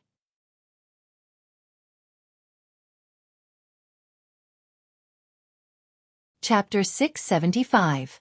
Wearing a bamboo hat, Li Yi came out of the pharmacy with a lot of things in his hands. The fat man didn't lie to him last night. When he handed over the money to buy these herbs, the shop assistant accepted it without hesitation. Along the way, he saw 2 banks on the street. The name of the bank was Bank. It seemed simple and crude, but it had a profound meaning. It was because it was opened by a big family surnamed Qian. When people talked about it, they would feel that all the banks in the world were their own homes. The Qian family was very famous in Fengzhou City because of their wealth. Fengzhou City was prosperous, and there were many rich families. Some of them were new families, and some were well-known families with deep heritage. The Qian family belonged to the former, and it couldn't be more new. It was said that the master of the Qian family was originally a destitute laborer. However, he had unexpectedly made a fortune more than 10 years ago. He had started by unloading goods from ships. Then, he had slowly started a small business. Step by step, he had expanded his business. After 10 years, the wealth accumulated by the Qian family had surpassed most of the so-called rich and powerful families in Fengzhou City. Including those well-known families with decades of heritage, the wealth of the Qian family could be ranked in the top 5 in the entire Fengzhou City. In other words, the number of families in the entire Fengzhou City that were richer than the Qian family could be counted on one hand. Although power and money couldn't be separated since ancient times, the reality was that those with power had money, and those with money didn't necessarily have power. Especially in today's era, businessmen were lowly. The richer they were, the more they had to accept the ridicule and indifference of others. The Qian family was such an existence. They were different from those families that had accumulated wealth and reputation for hundreds of years. In the eyes of most people, they were villains, landlords, and nouveau riche. They weren't recognized by the upper class. Unlike the later generations, this kind of people were successful entrepreneurs, leading the trend of success studies, and idols in the hearts of countless confused youths. They could write books such as Chen Naiji Success Studies, The Law of Success, Chicken Soup for Success, and so on. They could be sold out. This information was obtained by Li Yi from an insider. At that time, the insider was blocked by him in the corner. He shouted, "Hero, please spare my life," and told him the story of the Qian family's prosperity.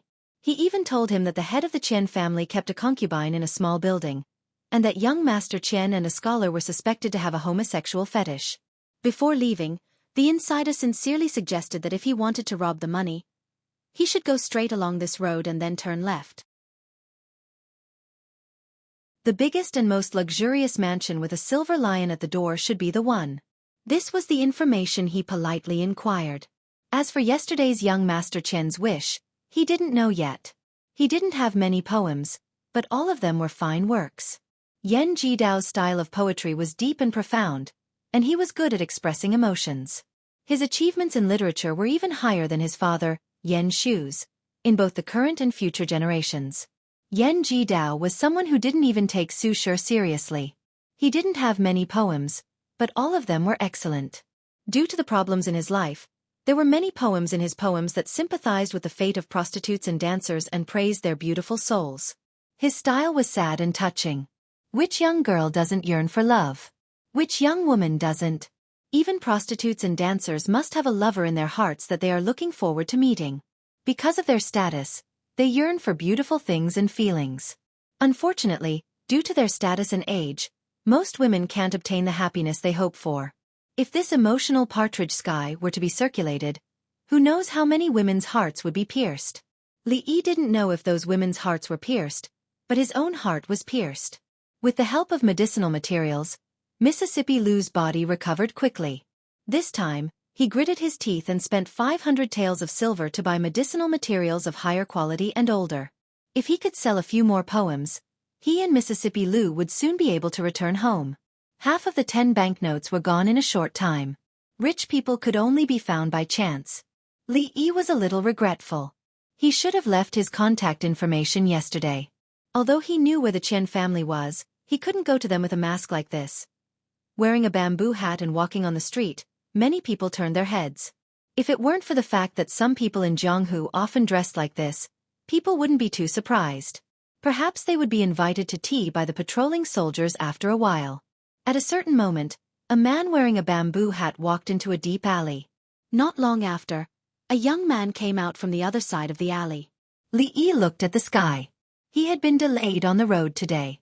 He had to hurry back to cook for Mississippi Lu. Fonglin Garden was just ahead.